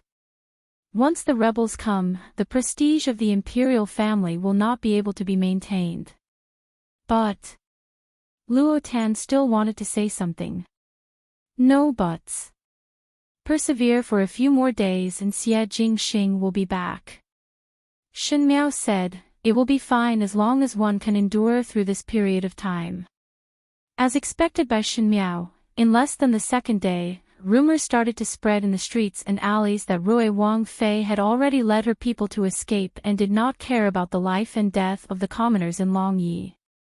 Now that there was no one who could make decisions in the Great Liang Imperial Court, the remnants of the rebels were fighting with the city guards at the city gate of Longyi, and it was uncertain when they would enter the city, and at that time Longyi would definitely be covered with blood like a river. The people were very kind, and kind people were the easiest to be used by others. Whether it was in words or in reality, the only thing they could rely on was the protection of the emperor. However, after hearing this rumor, the person who could make the decision had already escaped. The rest of them were like fish under a knife, waiting to be slaughtered. For a moment, people were scolding the imperial family for being heartless, and Shen Miao's cold words were heard incessantly. She scolded Xie Jingxing for only caring about his own merits and did not care about the lives of the people of Longyi. She scolded Shen Miao for not having any benevolence and actually abandoned the city to escape. Shen Miao sat at the side of the throne room. She was dressed in a purple gold gown that was flowing with light. Her hair was combed into an orthodox palace bun. She was clearly young, yet she was able to suppress this gloominess. She said, "Upper Palace Town." The officials looked at each other in dismay before one of them stepped forward and said, "Qin Wang Fei, is this move too risky?" This person initially opposed Shen Miao supervising the court and was the most opposed. However, in recent days, he had become much more well-behaved. Only by taking risks will the people believe that we won't abandon them in times of danger. She stood up and Jingjie and Guyu quickly supported her. Now that she was pregnant, it was somewhat inconvenient to walk. Although the palace was called a city, it was better to call it a city tower. When Shen Miao led the officials up the stairs, there were some commoners gathered below and the number of commoners increased. Mo Qing led the Mou army and the imperial guards in the palace were all ready to go, to prevent any assassins from sneaking up on them. Among the commoners, there were some who recognized Shen Miao and immediately someone exclaimed, "It's the Qin Wang Fei." In just a short moment, the area below the city gate tower was so crowded that not even a drop of water could trickle through. Perhaps more than half of the people of Longyi had come over. Shen Miao looked down and slowly opened her mouth. "Citizens, there have been many rumors recently. The remnants of the Lu family and the rebels of the Yi family are entangled with each other. They even ambushed Longyi to confuse the people." In the wind, her voice was neither loud nor soft. It seemed to have the power to comfort people, but it was also full of determination, making people feel the determination in her tone. "However, don't be gullible. I swear in the name of Rui Qin Wang Fei that if the city exists, I will exist, if the city perishes, I will die. I am with you, and I will fight with you." There was an uproar below the city walls. There were those who were doubtful, but there were also those who believed. "The soldiers of Great Liang are fighting outside. I am in Longyi. I am also a member of Longye's Xia family. As long as the Xia family's glory is not extinguished, I will not escape." There were no cowards in a general's family. They could lose, but they couldn't run. Furthermore, how could a mere remnant rebel disrupt the imperial court's order? What a joke! Her words were powerful and clear, but it was not noisy. Everyone looked up at that female, who was wearing a purple gold robe. She slightly raised her chin, and in a trance, one could see the young Qin Wang who was fighting outside. He was also arrogant but had the qualifications. "So, do not believe, do not speak, do not fear, do not be timid. I will be in this imperial palace. See who dares to come." The purple cloak fluttered in the wind, and the flag behind her was raised high.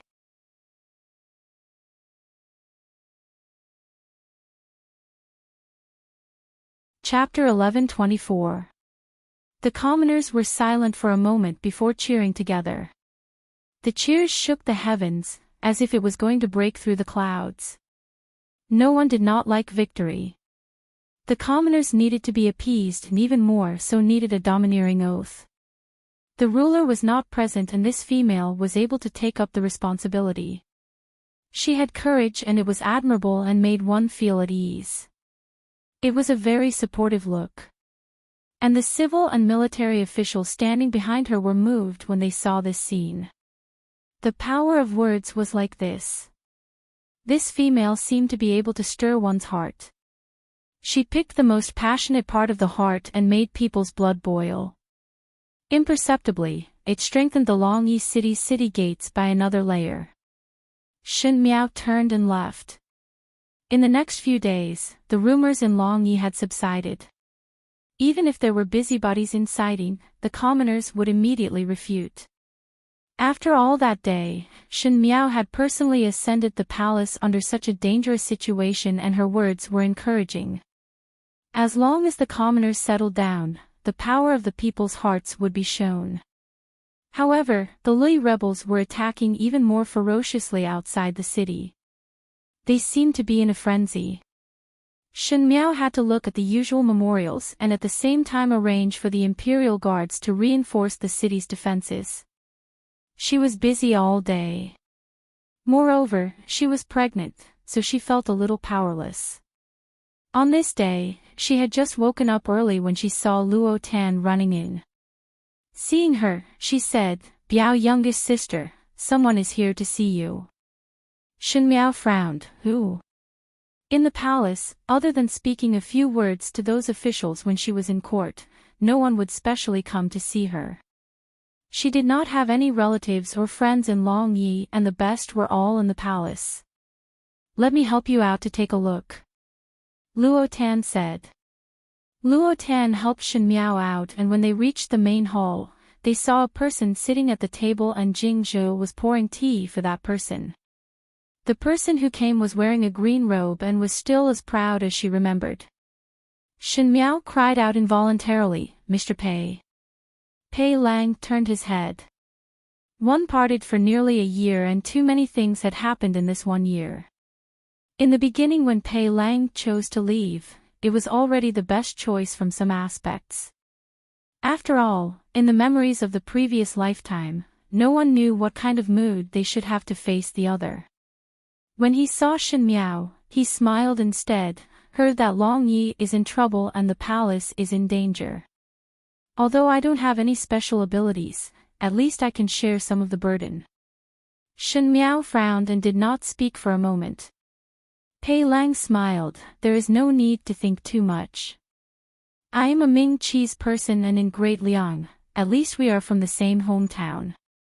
Furthermore, they were teacher and student back then, so it wasn't like they didn't have any friendship at all. This time, I'm here to help my fellow villagers. He looked at them with a calm smile, as if nothing had happened. Shen Miao carefully sized him up and saw that his expression was calm, as if he had let go of the past, and her heart could not help but relax. For Shen Miao, that part of the past was something that had happened a long time ago.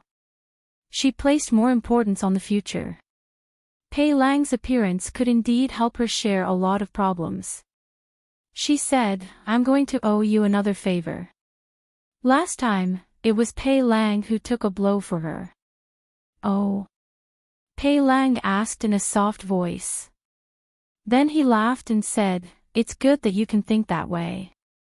When he raised his head to look at Shen Miao, he said, do not waste time. Now start to deal with Long Ye's most important matter. What was the most important matter for Long Ye now? It was naturally to clean up the rebels and protect the safety of the commoners in the city. Because of the war, there were all sorts of court matters and the number of memorials were endless. It was already very difficult to rely on Shen Miao, who was pregnant, to manage it.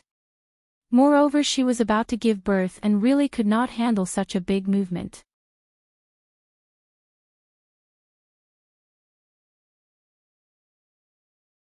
Chapter 11:25.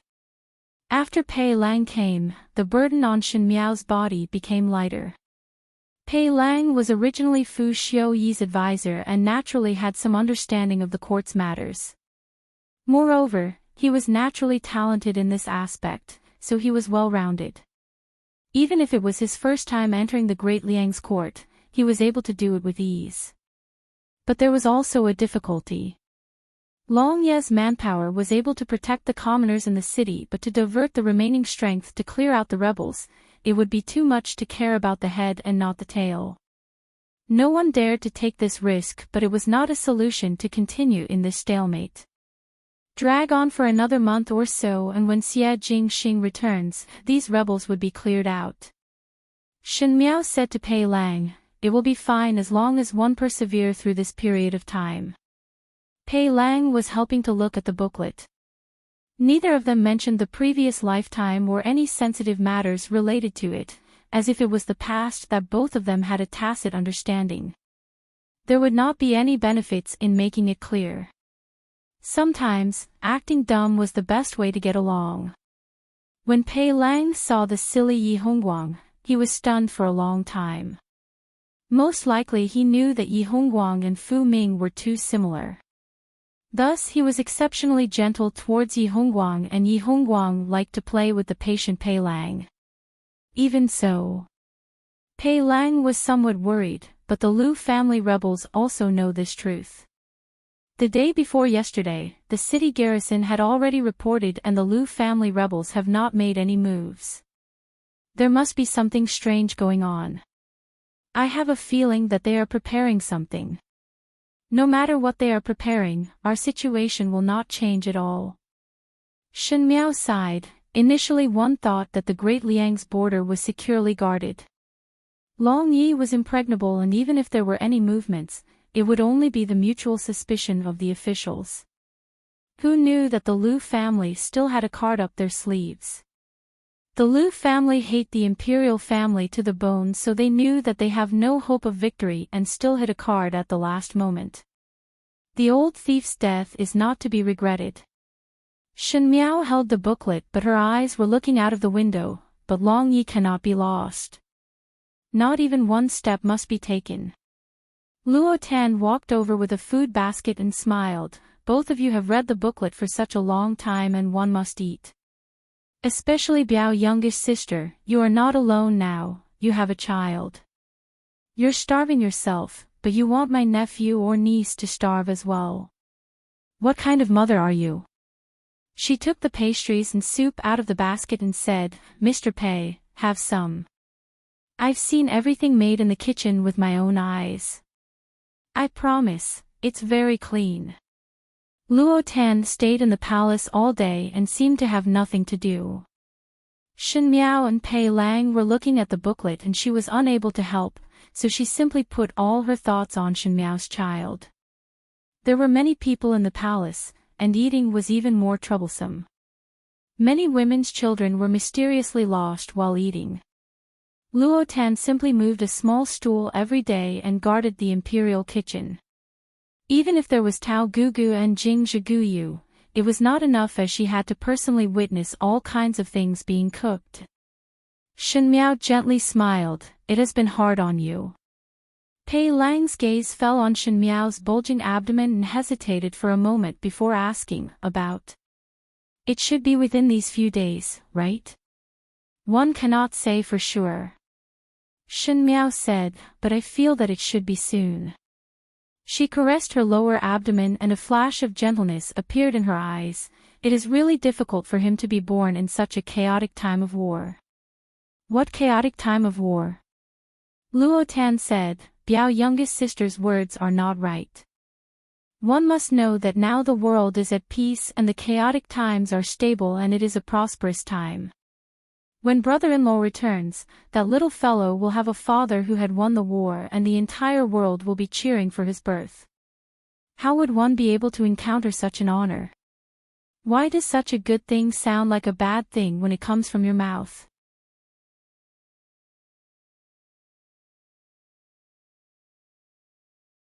Chapter 11:26. Shen Miao laughed in spite of herself. You are so good at talking. Why not go and sing and tell stories? Luo Tan was proud of herself. If I go and sing and tell stories, I will definitely become the #1 in the world. Pei Lang saw that both of them were talking excitedly and shook his head with a smile. It will be fine after this period of time. One only hoped that the remaining rebels will not create any other incidents at this time. The heavens did not follow one's wishes, and Pei Lang's words became a prophecy 2 days later. The more critical it was, the more one could not have any slip-ups. As long as they could endure through this period of time, Xie Jingxing would return and solve Long Ye's danger. No matter if it was the rebels or the traitors, they would forever disappear from the Great Liang's lands.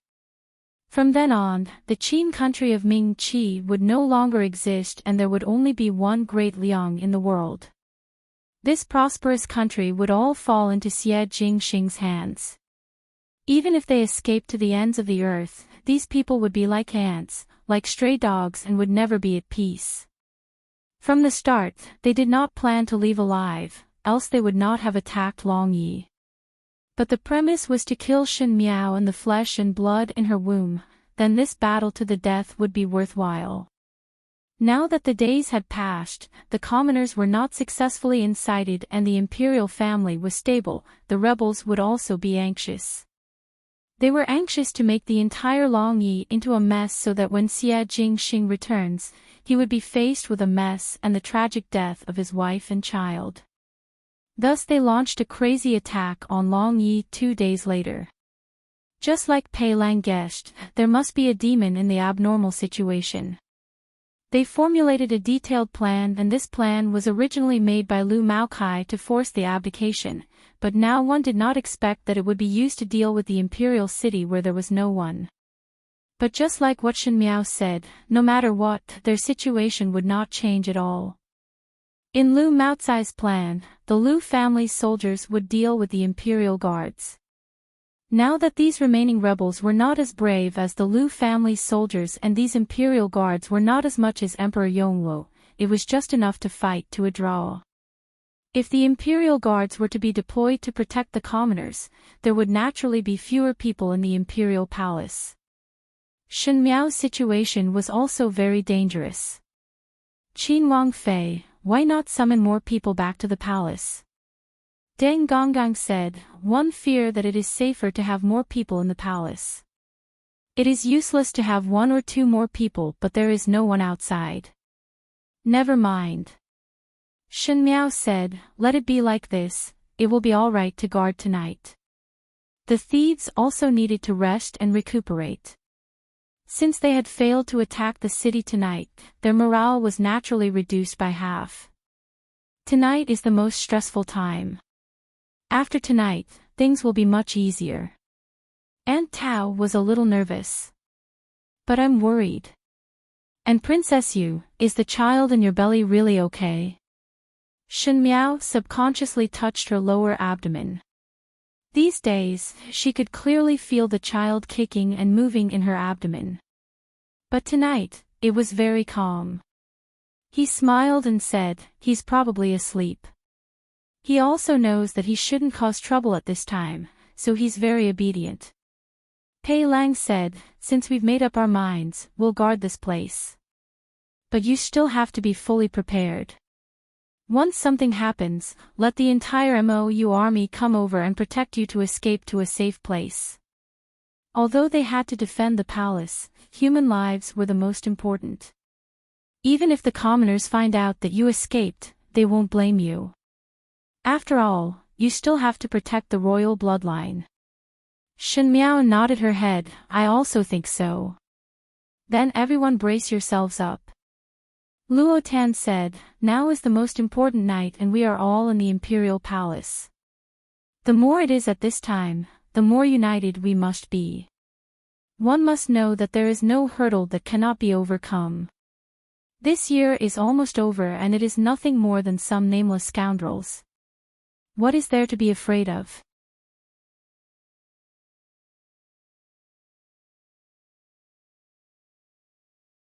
Chapter 1127. Luo Tan grew up with the Luo family and had a sense of heroism and courage in her bones. The more dangerous the situation, the more she was not afraid. Her words made the blood of everyone in the palace boil with excitement. Even the palace maids and eunuchs in the Weiyang palace all knelt down and said that they would live and die with the imperial palace. But it was not that hopeless. Shen Miao sat in the middle of the hall. The hall was very spacious, and when it was too spacious, it seemed somewhat vast. Pei Lang sat at the side flipping through the booklet while Shen Miao was in the hall looking at the documents that were sent by the court officials. As for Luo Tan, one did not know where she found the 9 interlocking rings to play with. Tao Gonggu and Deng Gonggu sat at the side and warmed the tea from time to time. It seemed that each of them had their own matters and were very busy. This diluted the tense atmosphere a little. But it was only a little because from time to time there would be reports from the imperial guards. What was the current situation in the city? Those rebels were indeed ferocious and massacred the commoners everywhere, as if they wanted to go against the imperial family, causing panic everywhere. Fortunately, Shen Miao had mobilized more than half of the imperial guards and the city guards to fight with the Lu family endlessly, and for a moment there was no telling who had the upper hand.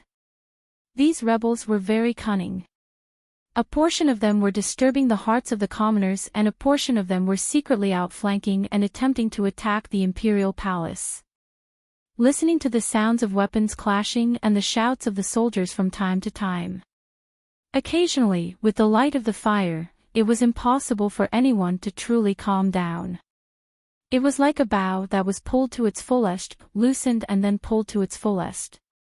Every move and action would affect one's heart, making it hard for one's heart to settle down. This night was exceptionally long, so long that the smoke from the incense burner was especially slow and scattered in the air, giving off a quiet fragrance, but it made one's heart jump to their throat. When the morning light shone, the movements outside gradually became smaller. Deng Gonggong and Tao Gonggu also revealed an expression of being relieved of a heavy burden. The head of the Imperial Guards came in from outside and said to Shen Miao, replying to Qin Wangfei, the Lu family rebels have withdrawn out of the city and the rebels in the city have been purged. The city guards are currently pacifying the commoners. This meant that the crisis had passed. Luo Tan stretched lazily. She had been fiddling with the 9 interlocking rings for the whole night without being able to solve it. It wasn't that she was stupid, but her mind had not been on the 9 interlocking rings the whole night, so it was a wonder that she could solve it. She yawned. Even though she was excited, she could not hide her tiredness and said, Biao youngest sister, the crisis has been resolved. I accompanied you for a night and it can be considered as a little contribution. Shen Miao raised her head. She was better than Luo Tan, other than looking tired, she was not that sleepy. He only smiled and said, everyone has worked hard. When His Highness returns, they will be rewarded according to their contributions. The leader of the guards also smiled and said, Qin Wangfei has worked hard too. To be able to remain calm at such a critical juncture and even accompany them in the palace for an entire night, from a certain point of view, it could be said that he was fighting alongside them. For a female to be able to do all these, it would be especially admirable. Moreover, everyone could clearly see what kind of person Shen Miao was these days. If it was not for her leading and suppressing Long Yi, one feared that Long Yi would be in a mess now. Pei Lang also raised his head from the booklet and looked at Shen Miao with a slight smile, as if he was relaxed. Tao Gonggu was most worried about Shen Miao's body and said, since everything is all right, Qin Wangfei should rest first. Ordinary people would not be able to stand it after sitting for an entire night, not to mention a double body. She came over to support Shen Miao. Shen Miao was supported by Tao Gonggu and just took a step out. She felt that her abdomen dropped and she suddenly paused.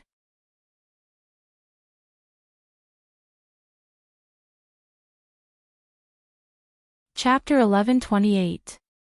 When Luo Tan saw it, she said, your body must be stiff from sitting for a long time. Let me help you massage it. When one's legs and feet are numb, it is difficult to take a step. It is not so. Shen Miao forced herself to calm down and said, first help me to invite a midwife over. Tao Gugu and Luo Tan were startled at first, but it was Tao Gugu who immediately reacted. One could not say if she was more excited or panicked as she said, quickly. Quickly invite the 2 midwives from the palace over. Midwives were the best midwives and were famous midwives in Long Yi. No matter how difficult the birth was, it was just a small matter in their hands. In order to be safe, Tao Gugu found 2 of them. The leader, older maid Li, said, Qin Wangfei need not be nervous. It is the first time for a female to give birth. The first time is strange but the second is familiar. After the first time, one would not be afraid in the future and it would be very smooth. Older maid Lu was older than older maid Li and scolded, what nonsense are you saying in front of the nobles? She then looked at Shen Miao and said curiously, but Qin Wangfei is very calm. This older maid has delivered so many young ladies but it is the first time to see one this calm. Shen Miao was supported to lie on the bed. Her expression was calm, as if she did not take this matter to heart. From the beginning to the end, she did not show any expression of panic, which almost made people think that it was not the first time she gave birth. But even if it was the second time giving birth, those matrons would not be this relaxed. Shen Miao's heart was clear that she was not as calm as she looked. Her memory of the child could be traced back to a long time ago. At that time, Fu Xiu-yi did not care about her and giving birth seemed to be very difficult, so she gave birth to the child with uneasiness. Now this child came into this world with everyone's expectations. No matter if it was Xie Jingxing and herself, or Empress Xiande and Emperor Yonglu, everyone in the Shen family knew that she was pregnant and would definitely treasure this child. The more precious something was, the more one would be afraid of it being broken. She forced herself to inhale and exhale deeply to get rid of the messy things in her mind. Qin Wangfei, get up and eat something first. Older maid Li picked up the bowl of brown sugar and eggs from the side and placed it in front of Shen Miao. One will only have strength after eating something. It will take some time for the birth of the child and one will have to wait for a while. Shen Miao took it over. Actually she did not have much appetite but she still managed to finish the entire night. Qin Wangfei isn't delicate at all. Lu Pizi praised, those young wives in the past always had a bit of a temper. If she was the wife of a wealthy family, she would be even more picky. She refused to eat even a little, saying that she was not feeling well. Later on, she had no strength to give birth, and she was the one who suffered. Qin Wangfei is very sensible. This way, when the child is born, it will be very smooth. She saw that Shen Miao's expression was gentle and was not picky about their village identity, thus when she spoke, she was also intimate and not overly polite. Shen Miao knew that both of them were talking to distract her so that time would pass faster. After all, she hadn't even given birth yet. Outside, Aunt Tao and the others were waiting. Luo Tan said, "My heart is beating very fast. One do not know if youngest Biao younger sister will give birth to a boy or a girl. After being curious for so long, there is finally an answer. No matter if it is the little heir or little Junju, when His Highness Prince of First Rank returns, he would be very happy and in pain." Aunt Tao smiled, one just do not know how long one would have to wait. Deng Gonggang also appeared somewhat nervous, this is after all the first junior of the imperial family. If Her Majesty the Empress, His Majesty the Emperor and Empress Dowager's spirits in heaven, they would feel gratified.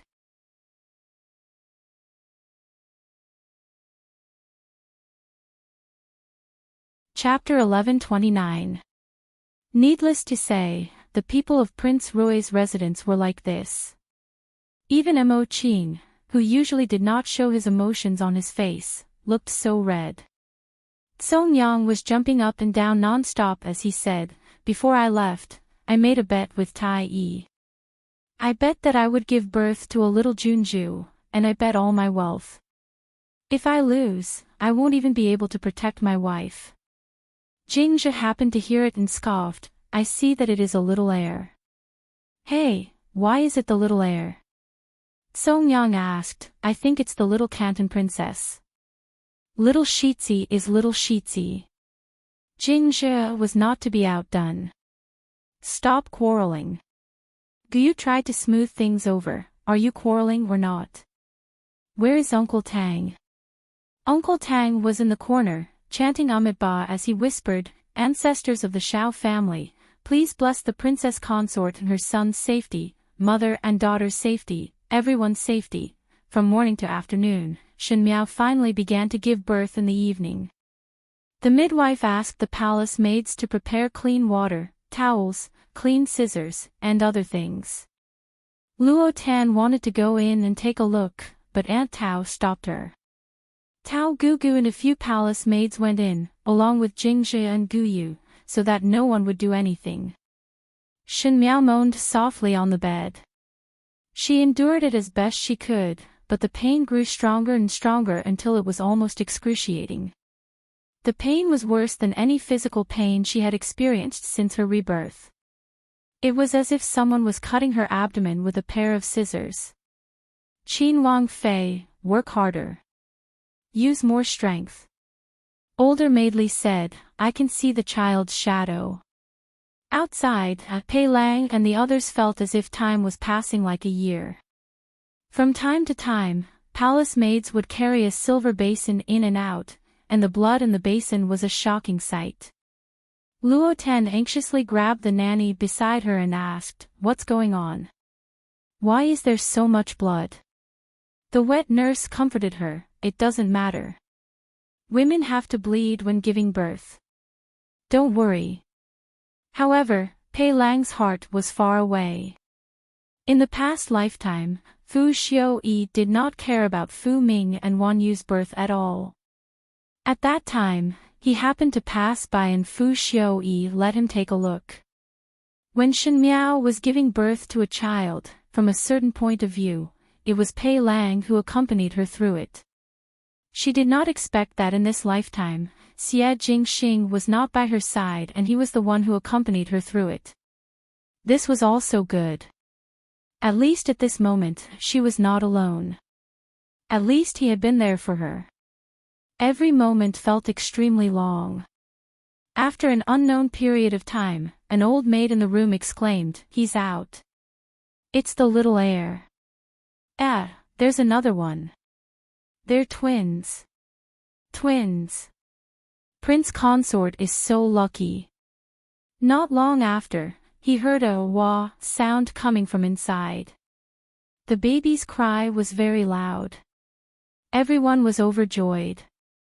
Luo Tan almost fainted from happiness.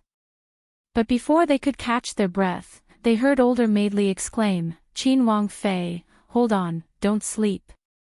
Don't sleep." Pei Lang's heart tightened and before he could react, he heard Tao Gu's sorrowful voice, "Qin Wang Fei, hold on." Luo Tan was impatient and no longer cared about being afraid. She entered the room. Pei Lang hesitated for a moment before hearing Tao Gu's voice, "Teacher Pei. Teacher Pei, come in." Pei Lang rushed into the room. Shen Miao was covered with a quilt and her face was incomparably pale. She said to older maid Lu and older maid Li beside her, "It is all right as long as the child is saved." Qin Wang Fei. Older maid Lu and older maid Li still wanted to say something but could not speak.